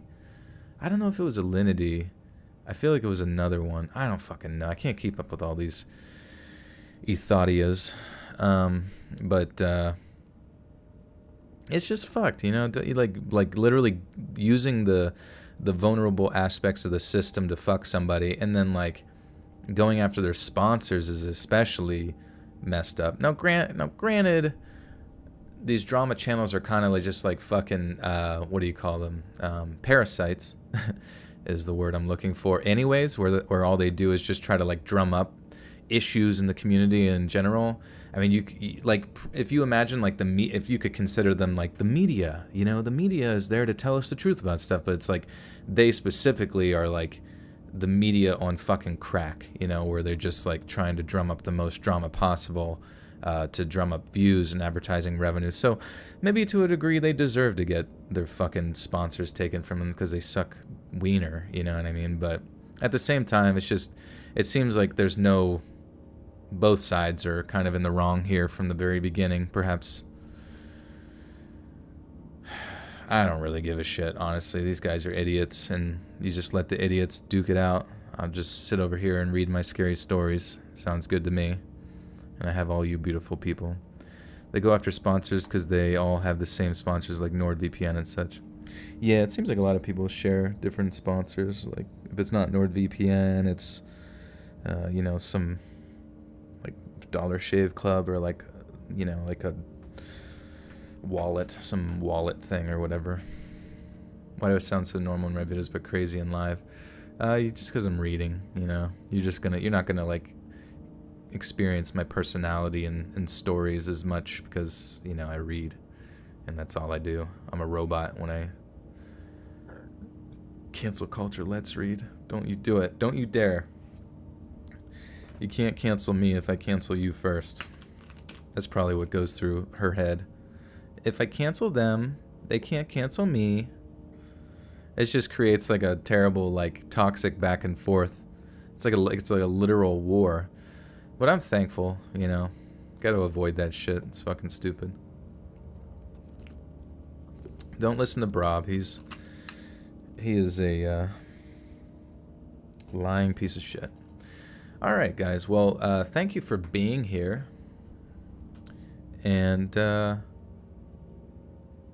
yeah, Twitch streamers can just sit and react to YouTube videos and reloading them to YouTube. That is kind of fucked. And isn't it kind of funny though? Like you have all of the big music industry actually has like a say in the fact that like streamers can't listen to music, otherwise they get like DMCA'd and shit like that. So that to me is like kind of sus, where it's like, oh, the big corporations have like a say in what streamers can do, but then a small time YouTuber, you know, just has to sit there and accept that their shit's getting reacted to because it's like, you know, it's fair use or some bullshit, you know.